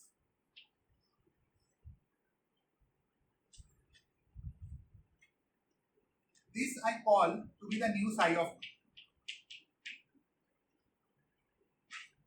Please don't get confused. When we started in the Schrödinger picture, that time the psi of t, psi prime of t, a, all of them were in the Schrödinger picture. We started with the Schrödinger picture. That time we did psi of t equals to u of t h in the Schrödinger picture. So what was it that time? That time it was psi of t. Yes, it was just e power minus I t h by h cut psi. Right? That was in Schrödinger picture. We did that in Schrödinger picture. We came to this line, and now we want to make the jump from Schrödinger to Dirac picture. Till this line, it's still in Schrödinger picture. Now I want to make the jump from Schrödinger picture to Dirac picture.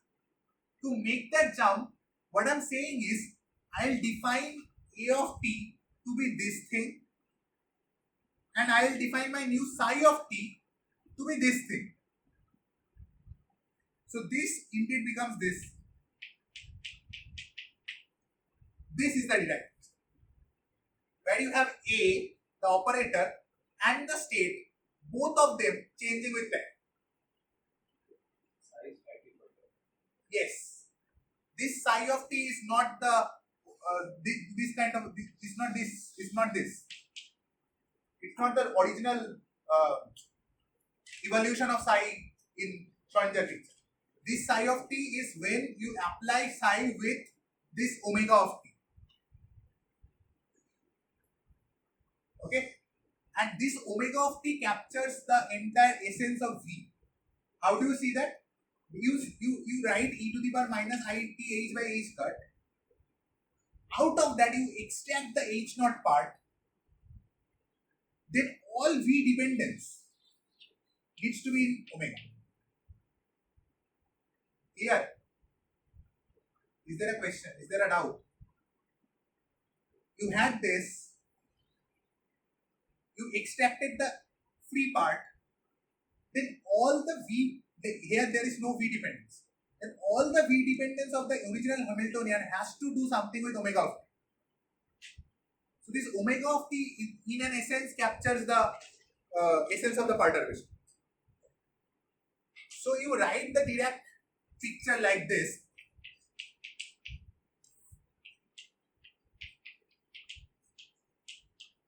You write the Dirac picture like this, where you define this A of t and psi of t in a certain way. A of t being e to the power whatever. This is the expected value of a. This is the expected value of a. What? Right, this entire thing. No. Where is the expectation? From the beginning. It's not an expectation value. Oh, wait, if it's expectation value, then it needs to be. Yeah. It's not an expectation. It's called a propagator.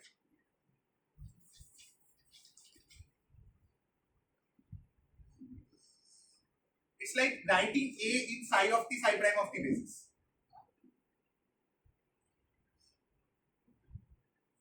Okay, so So in Dirac picture, both A of t that is defined as such and psi of t that is defined as such, both of them depend on time. Both of them change with time. So you need two equations. You need one equation for the operator, and that will be this.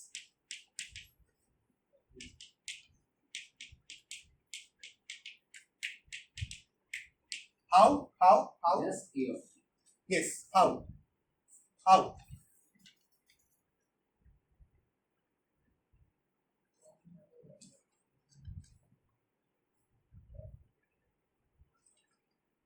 of t is Sorry. D by Yes. Yes. Tell me. How? the same way we did it. Exactly. Because h naught cap and e power I h naught cap. Yes. There it was h. Here it's h naught. You go through the exactly same derivation, you will get it to this point. It is no longer called the Heisenberg equation, mind you. Because Heisenberg equation was in Heisenberg picture. This A of t is not the operator evolved in time. It's the operator evolved in time for only this part. This is some kind of a artificial architecture that we are making that will help us in perturbation theory. This is not the Heisenberg equation. Similarly, if you write it for the state, it will be this.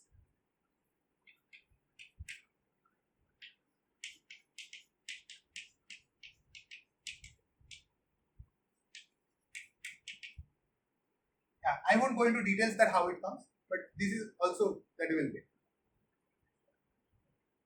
Fine. So this is a time dependent perturbation.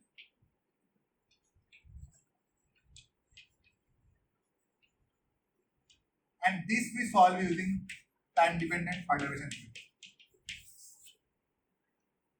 There's an approach called a Dyson series approach. We use Dyson series to approximate this, and we solve this potentials or small potentials. So this ends our discussion on Dirac equation. Nice. Cool. So we are just left with the last topic for the day, and one of our teachers in one of our classes said that some big physicist whose name I don't remember said that entirety of physics is solving harmonic oscillator with increasing difficulty. So, yeah. Anurag was complaining about this. Okay. So, finally we come to the harmonic oscillator. Now, I will like declutter your mind for some time, because this is probably something that you should know to this extent that if someone just wakes you up in the middle of the night and asks you what's the computation of A and A dagger, you should say what? Right? It should be inside your veins. If you are doing physics, how to solve harmonic oscillator should be in your veins. And I will provide I'll provide some logic in the beginning that why this harmonic oscillator is so important in physics, and why I claim that, why people claim that everything in physics is about solving harmonic oscillators with increasing difficulty. Okay. So my claim is, if you have any stable system, and you think about perturbations of that system about that stable point, then the potential, whatever you are getting, is a harmonic oscillator. Any stable system you think of, up to small approximations, my claim is that the dynamics of the system about that stable point can be solved using an harmonic oscillator.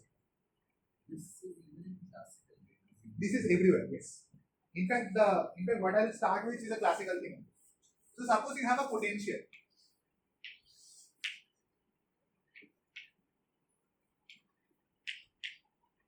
Right? And suppose this potential is any arbitrary form. Cool. Now what I'm trying to say is about any stable point, about any minima, you can always approximate your dynamics of the system using a harmonic potential.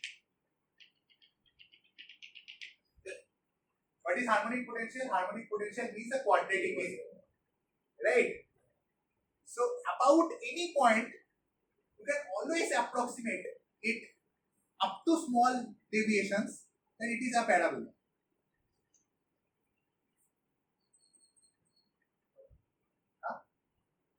Not really. Right.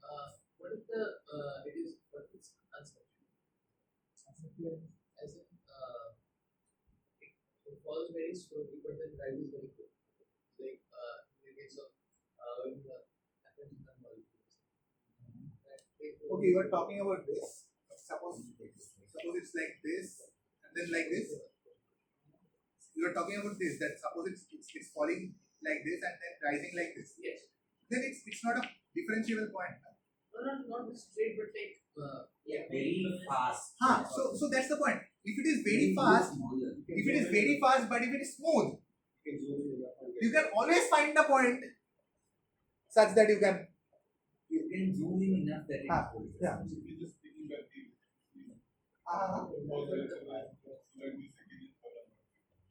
What? Yeah, we're rejecting the higher order derivatives.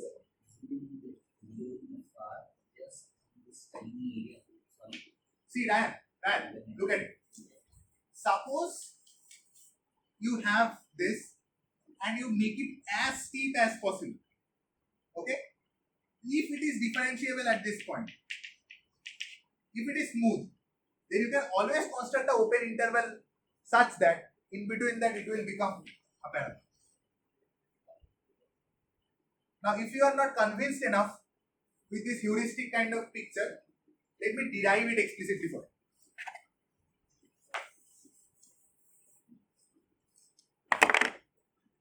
So you have some potential P of x.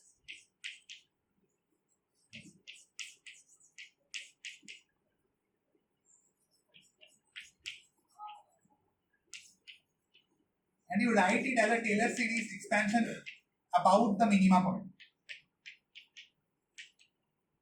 Since it's smooth distance. Yes, because it's smooth function, because it's an analytic function, you can always write a Taylor series expansion. Right?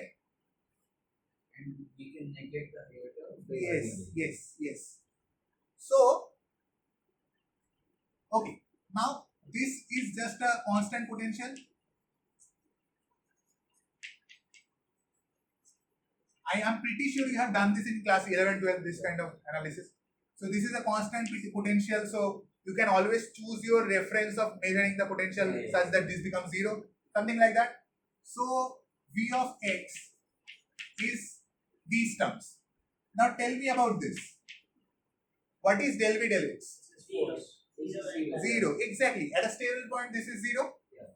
So what's your first leading term?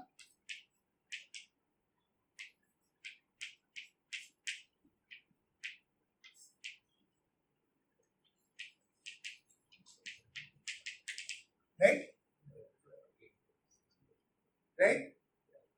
Now, all these higher order terms, they can be neglected because I am taking my x close enough to x naught. So these higher order terms can be neglected. So if these higher order terms are neglected, then I can say that my potential is 1 by 2 factorial d square dx square at x naught x square, like just shift the origins. Fine. Like instead of writing x minus x naught, I am writing x. When x is the deviation from x. Clear? And say this to be k.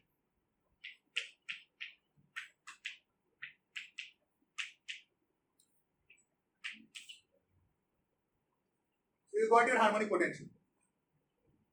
Now, remember where we started from.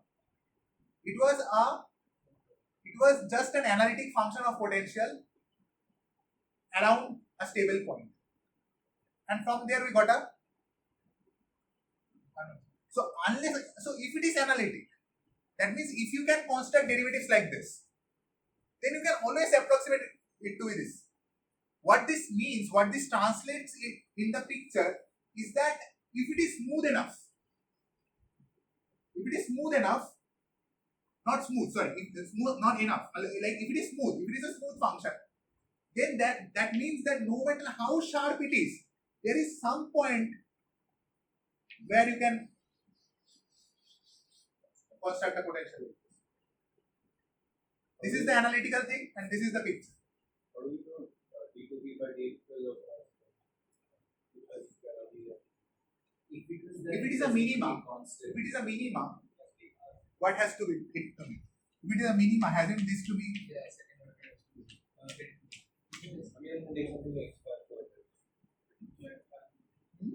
X bar 4 to be the potential well and Where? At 0 here, there is square divided by square. Is it a minima for? yeah, it is minimum. It looks like a squarish x. No, the x to the power 4 potential looks like this.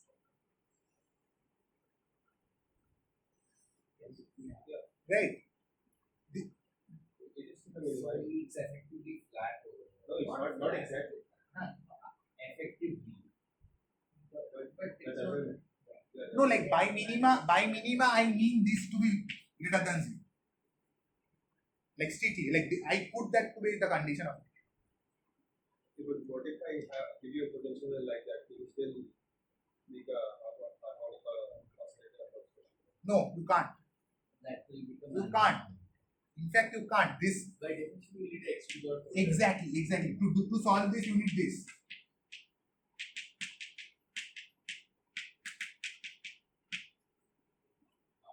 Well, lambda is positive.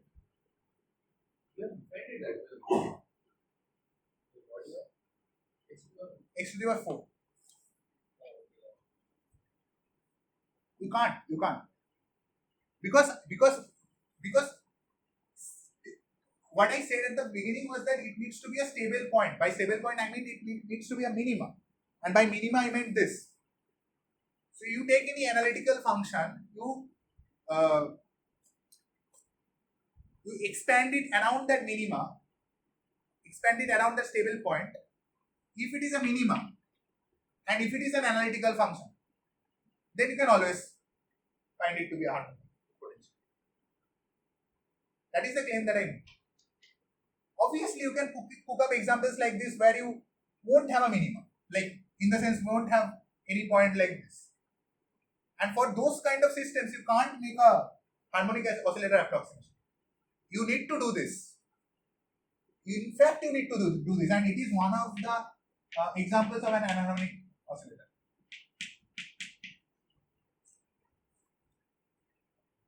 Classic example of an anharmonic oscillator, we use this and we solve it using perturbation theory.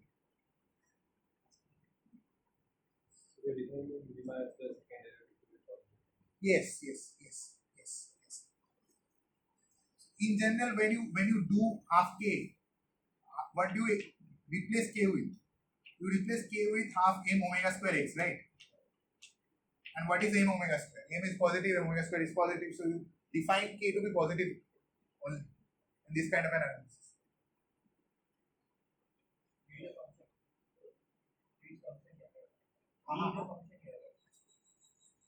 V. Yes, it's a smooth function. Yes. Okay, are people convinced that we can do this? Fine. So my claim is you can either construct it as an oscillator or you can construct it as a collection of oscillators, be coupled or uncoupled. It might be a coupled oscillator. For example, let me take an example that will help you understand this. Suppose you have a Hamiltonian lecture. This is a classical mechanics problem. UP is 101 problem. You have P1 squared by 2m. Okay, let me just draw it so that it becomes an UPH 101 problem. Yeah. How about this?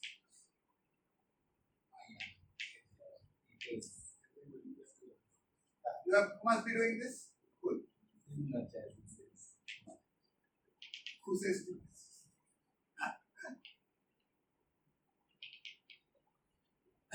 So much oscillation problem is much easier.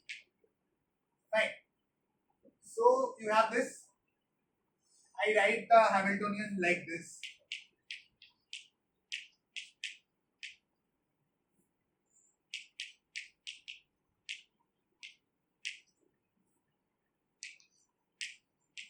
Tell me if I am writing something wrong.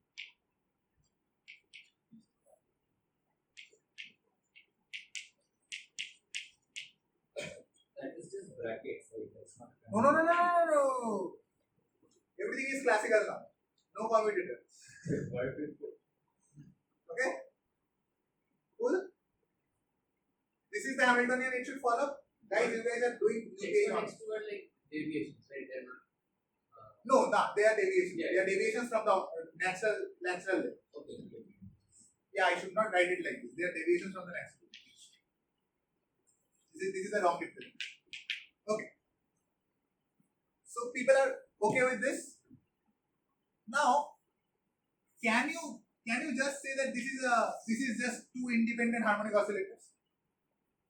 Because they have the Exactly. Because you have this term, you have this coupling term. So you can write it like this, that okay, this is H1 plus H2 plus half m omega square x1 minus x2. Right? Okay. Now, by some magic, I will say that consider these two coordinates.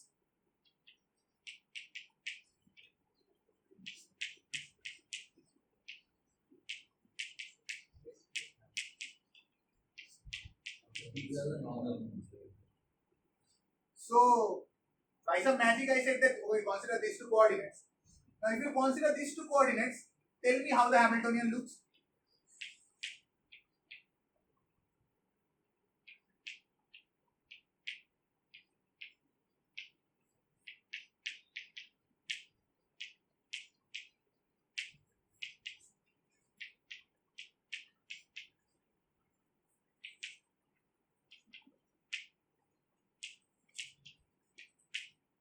Check.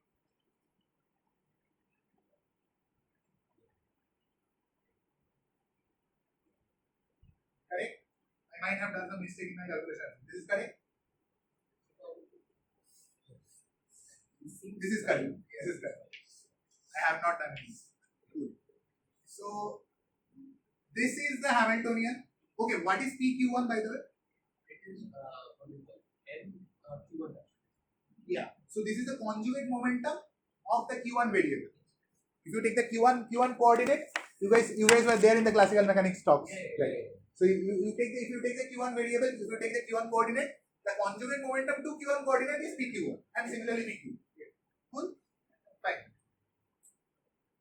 Now think about it. After going to these Q1, Q2 coordinates, Yeah, okay, write it as H2, H3. exactly, we can write it as HQ1 plus HQ. It became two harmonic oscillators, but the only catch is the omegas are different. Like it is a harmonic oscillator with with omega to be omega. And yes, and it is a harmonic oscillator with omega to be √3 omega naught. Like take this omega naught. Okay. Anyway, so this can be considered as two uncoupled harmonic oscillators, right?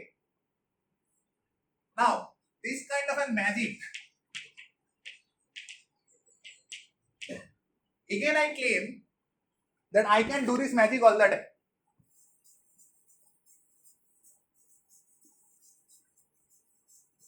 How? People must have answered to this, right? We have that Schrödinger Hamiltonian that we can always write in terms of Qi and Ti such that we can do something. Okay. Independent coordinates. Think about this. Okay. Oh yeah. Think it.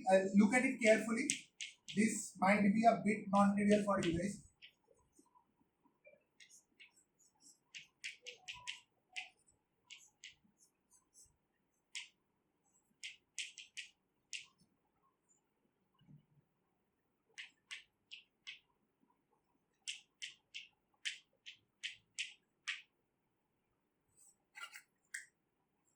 What is that?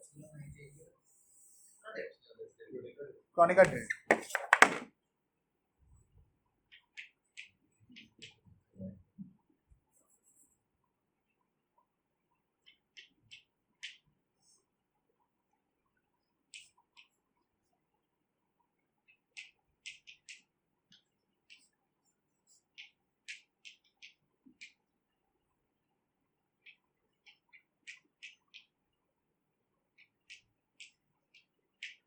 Yeah. Correct? People? We had this in. Oh, you had it in UPH or not? No, not in UPH alone. The ensemble lecture. Okay. How will this be in UPH? No.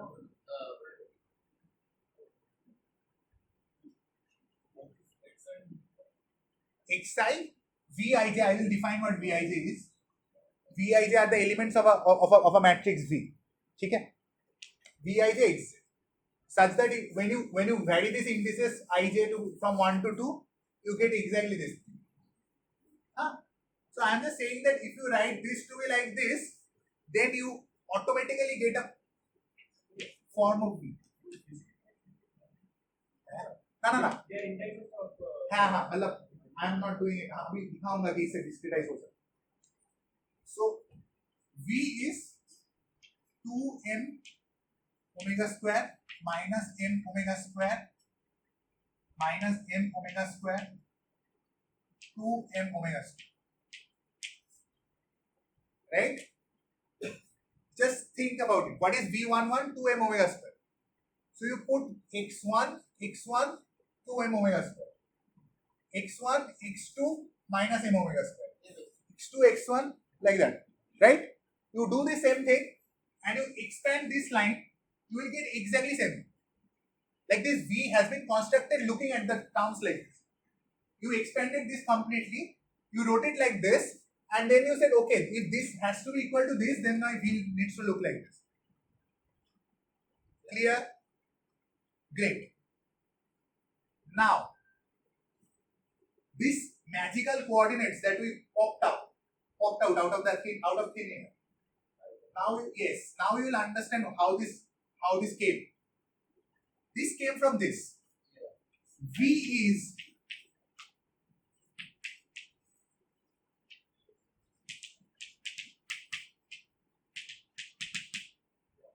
right. V is real symmetric matrix. Because our H is also not necessarily. in this case. This is real. If it had to be complex, then it would be Hermitian matrix.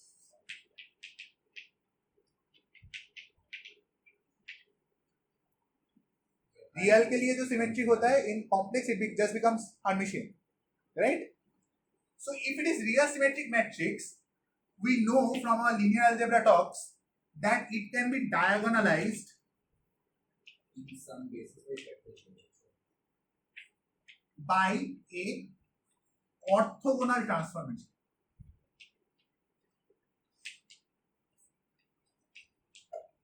in case of real, and in case of imaginary by an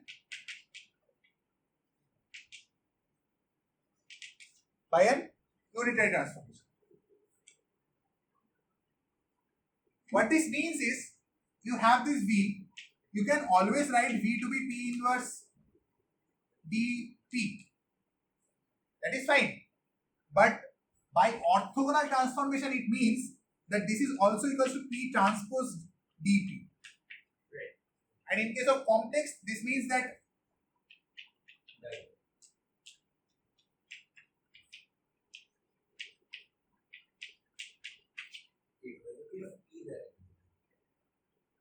instead of U, I just wrote P. This is some matrix. U, D, P. Oh, sorry. Oh, my God.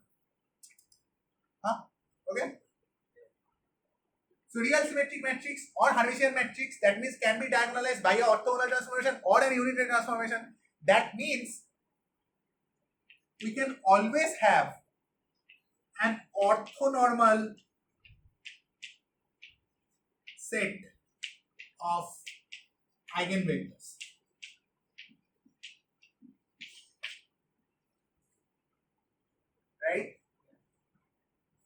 Right? So if we have an orthonormal set of eigenvectors, an orthonormal complete set forms a basis. So you can always write anything in that basis. So if you have this orthonormal set of eigenvectors which forms a basis, and if you write your matrix in the same basis,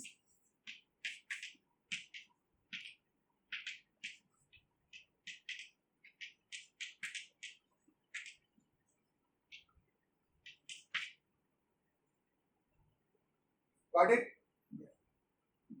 Any doubts? Anything? Any problem?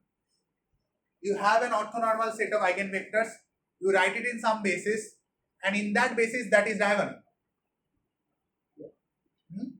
Okay. So if it is diagonal in this basis,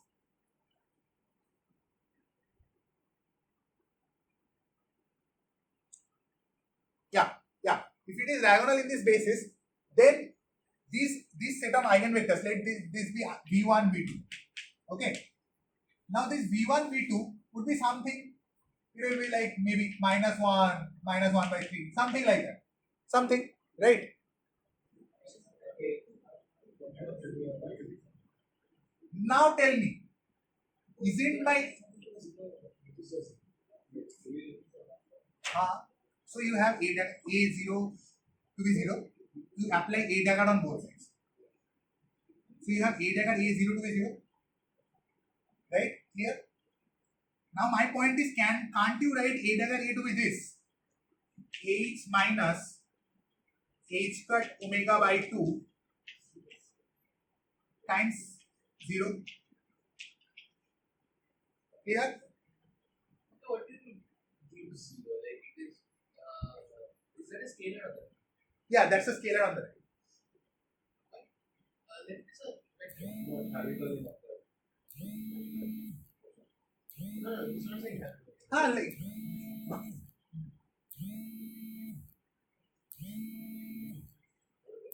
by 0 I mean, yeah, by 0. This is not state 0, no. This is just 0, like 0 vector 0.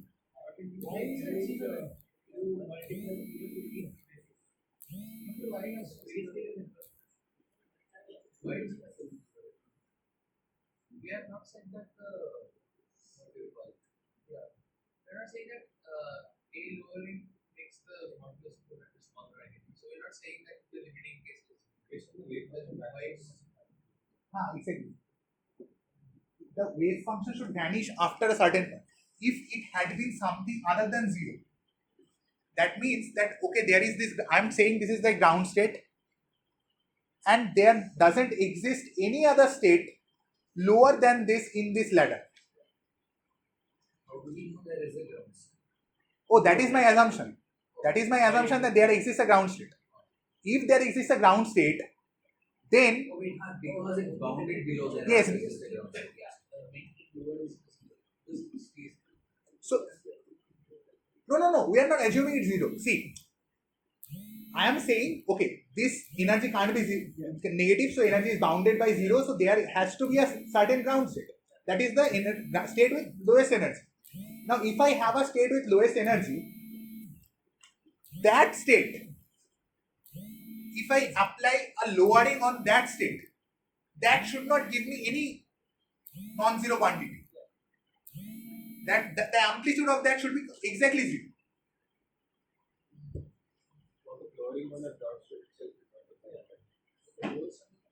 Why won't it be? There's nothing to be not defined.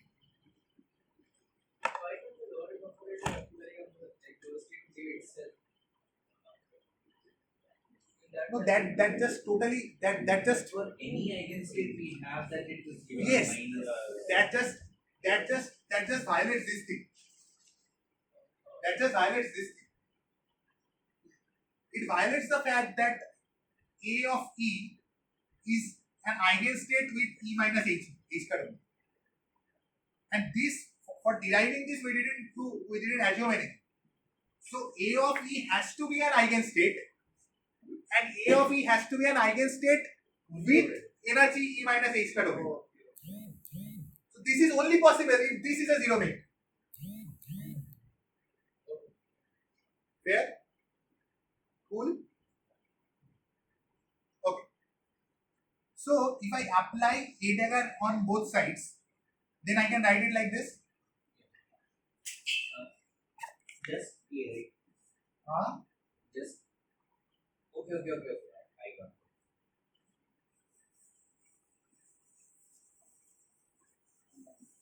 it. So finally you have H0 equals to H cut omega by 2 from here. Can you see that? Can you see that? H0 equals to H cut omega by 2 0. That means Hamiltonian. Yes.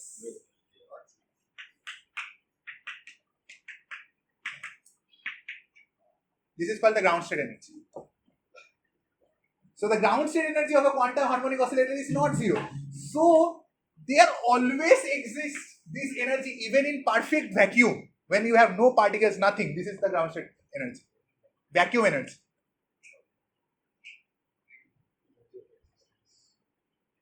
Energy of existence. Damn. No, you don't need to exist.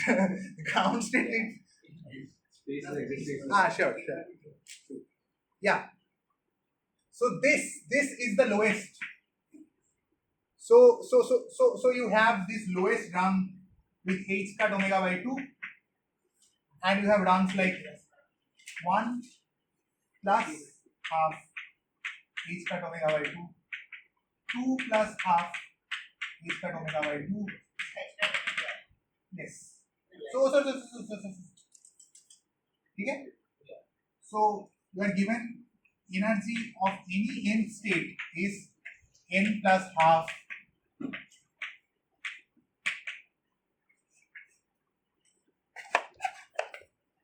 energy of any n state is given by n plus half h cut omega. Now suppose there was one more ground state E.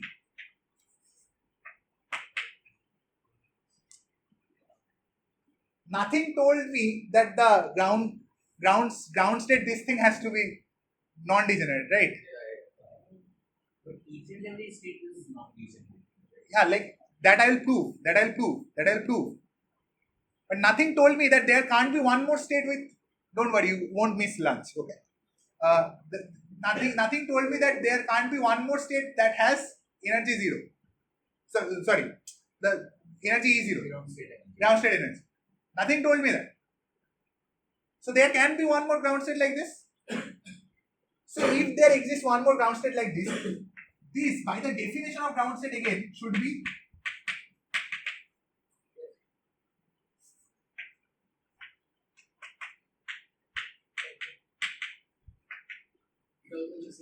exactly.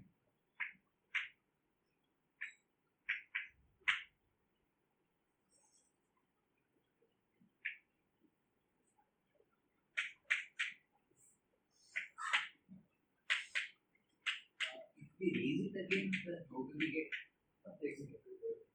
No, we lowered it with A and then we raised it again with A. A dagger on X. A dagger on anything on 0 is 0, na? Right. So you get that 0 prime also has the same eigenvalue h squared omega by 2. Right? So that means if there exists one more state that has to have the exactly same value, eigenvalue h squared omega by 2. So that means the energy space has to be degenerate.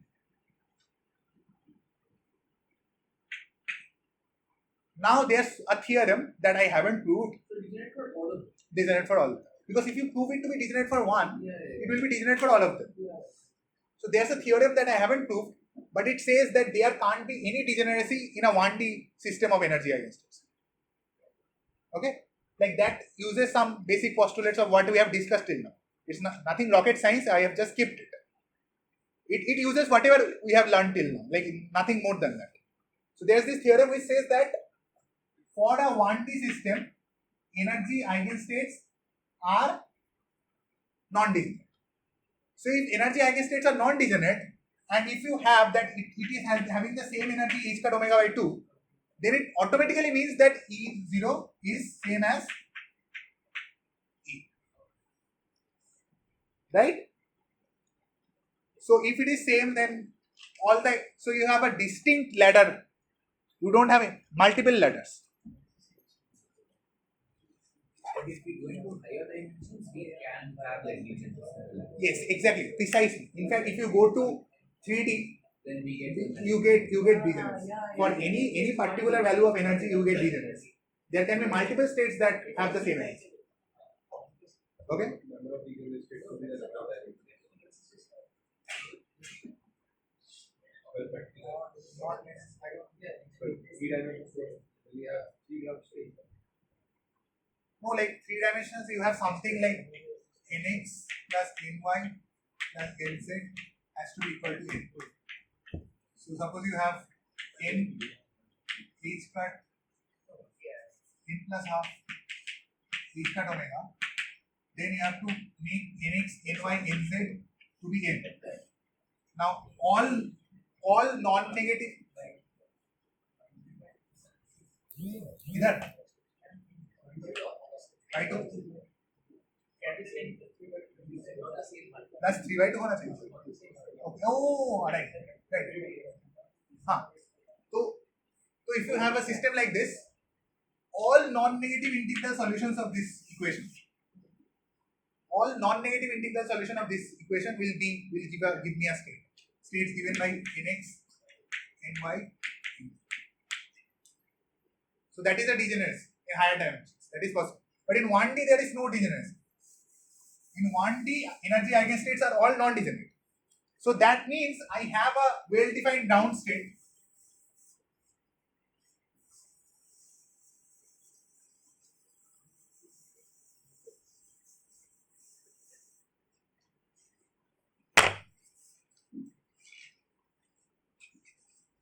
Just when 0 Kelvin is not possible. There is always some. No, it is why you have quantum fluctuations even at 0 Kelvin. Even if you make it to be 0 Kelvin, that is, even if you make it to be thermally 0, still you have quantum fluctuations. And those quantum fluctuations are these ground state quantum fluctuations. So, yeah, never know. So, tell me this thing, what will be this? Guys, a bit more of your patience, a bit more. We are almost done. Tell me what this is. What is n? N is any of this state, numbered state. Oh. Tell me what this is. You just lowered it back. Also, it's just one. I mean, n. Yeah. Whatever that. Okay. Let's do it. Let's do it. A on n takes me to Oh, no. right, Yeah. but we don't know the constant. You don't know the constant, bro. Come on. You don't know the constant. Oh, right. It just takes me to a similarly. So, okay, no similarly. Okay, you know this? Take the adjoint of it. N. What is the adjoint of A? Good.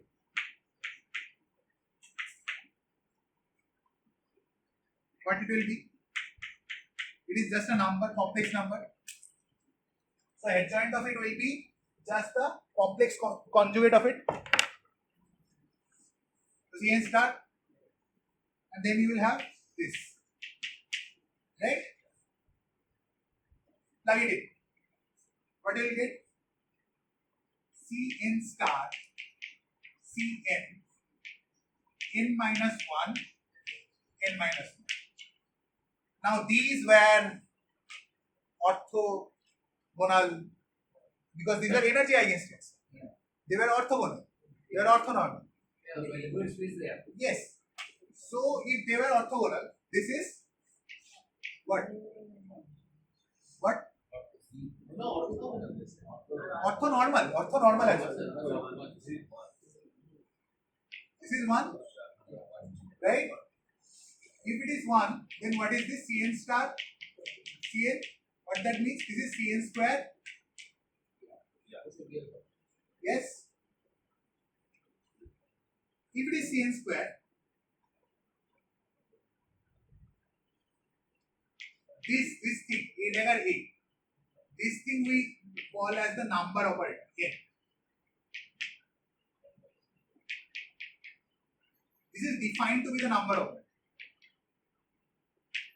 And mind you, A dagger A, not A dagger.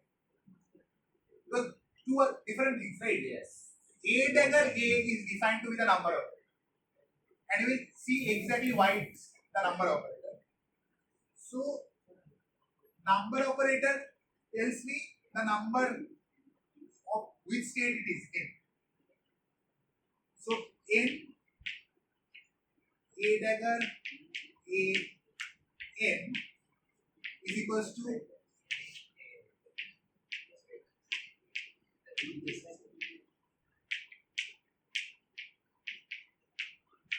tell me, do you guys have any problem with this guy? Fast, guys. Any problem with this? How do we know that the value is n? That is my number operators eigenvalues are which number state it is in. Oh, okay. Why is A dagger A the number of it? Yeah, we just know that it's real. How do we know that Gaussian square is n?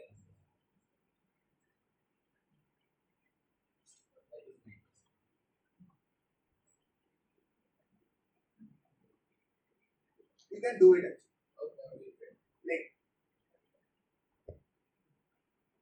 Okay, I'll leave that for today because I have to complete a book. But it's doable. It's very doable.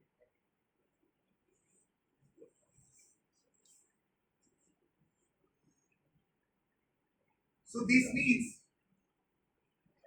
Cn square is n, right? This means Cn is root n. Yes. Yeah. Right? Because it's a complex number, it can pick up some arbitrary phase like this. Good. So by convention, we choose this arbitrary phase to zero. By convention. So Cn is root n. Cn is root n. If Cn is root n, then say what my final things become an equals root n minus 1 and a dagger n root n plus 1 n plus 1.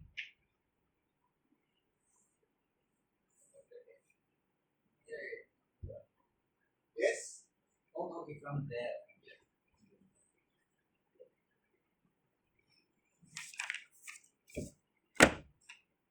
Oh, I didn't realize I have already done it.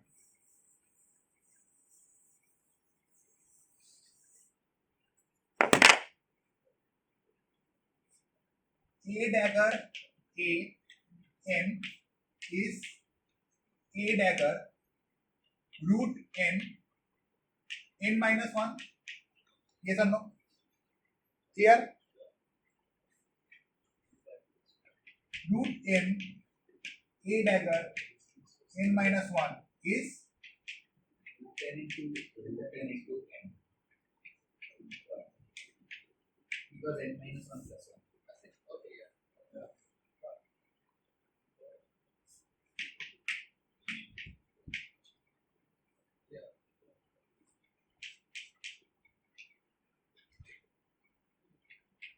We have used this already.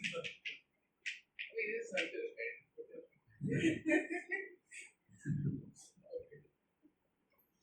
okay. If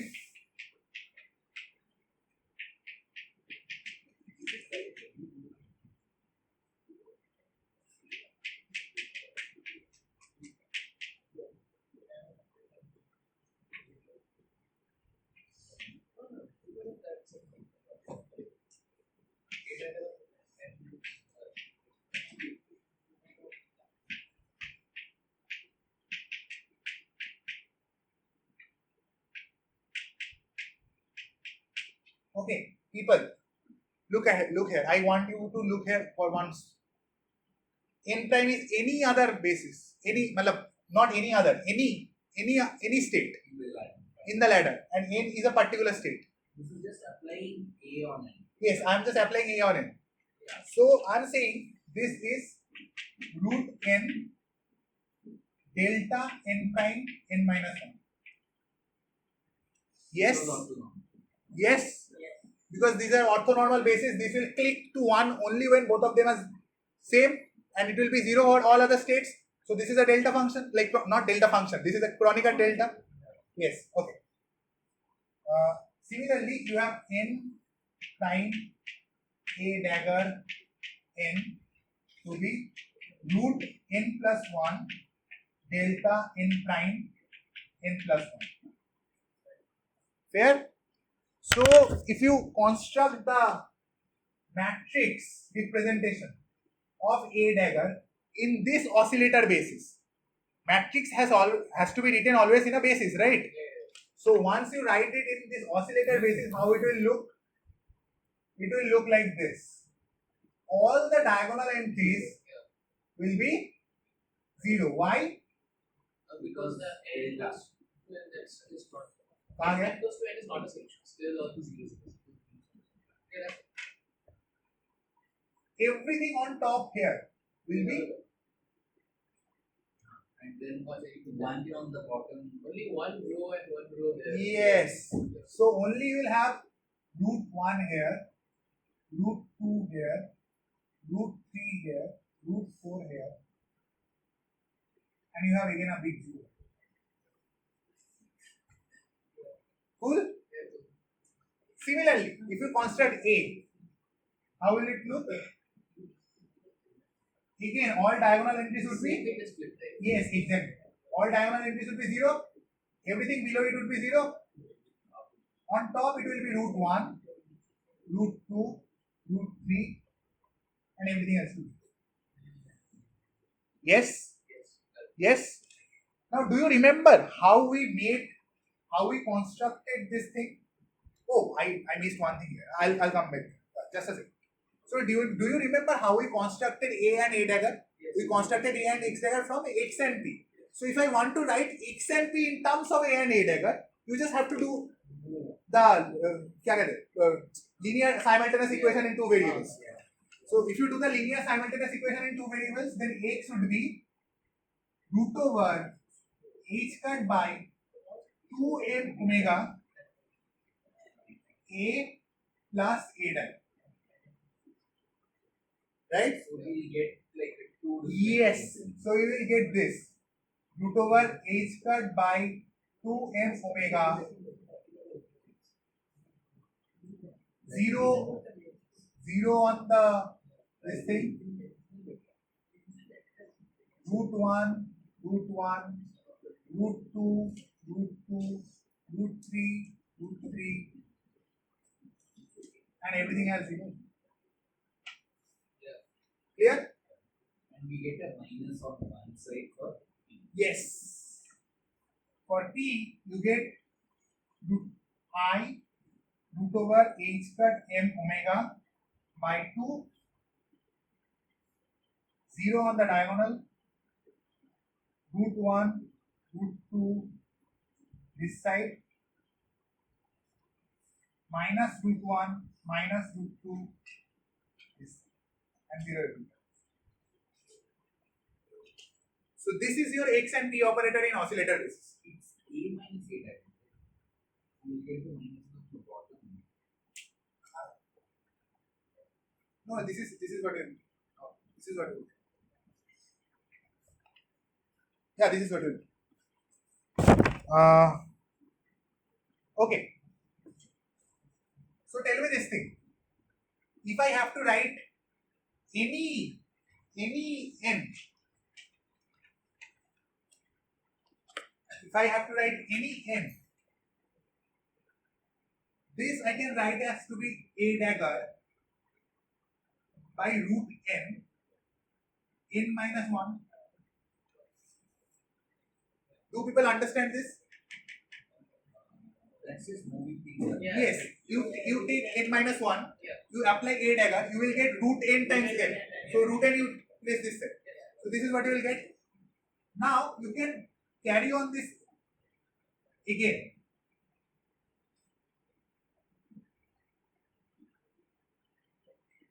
Yes? You will go on doing this till you reach.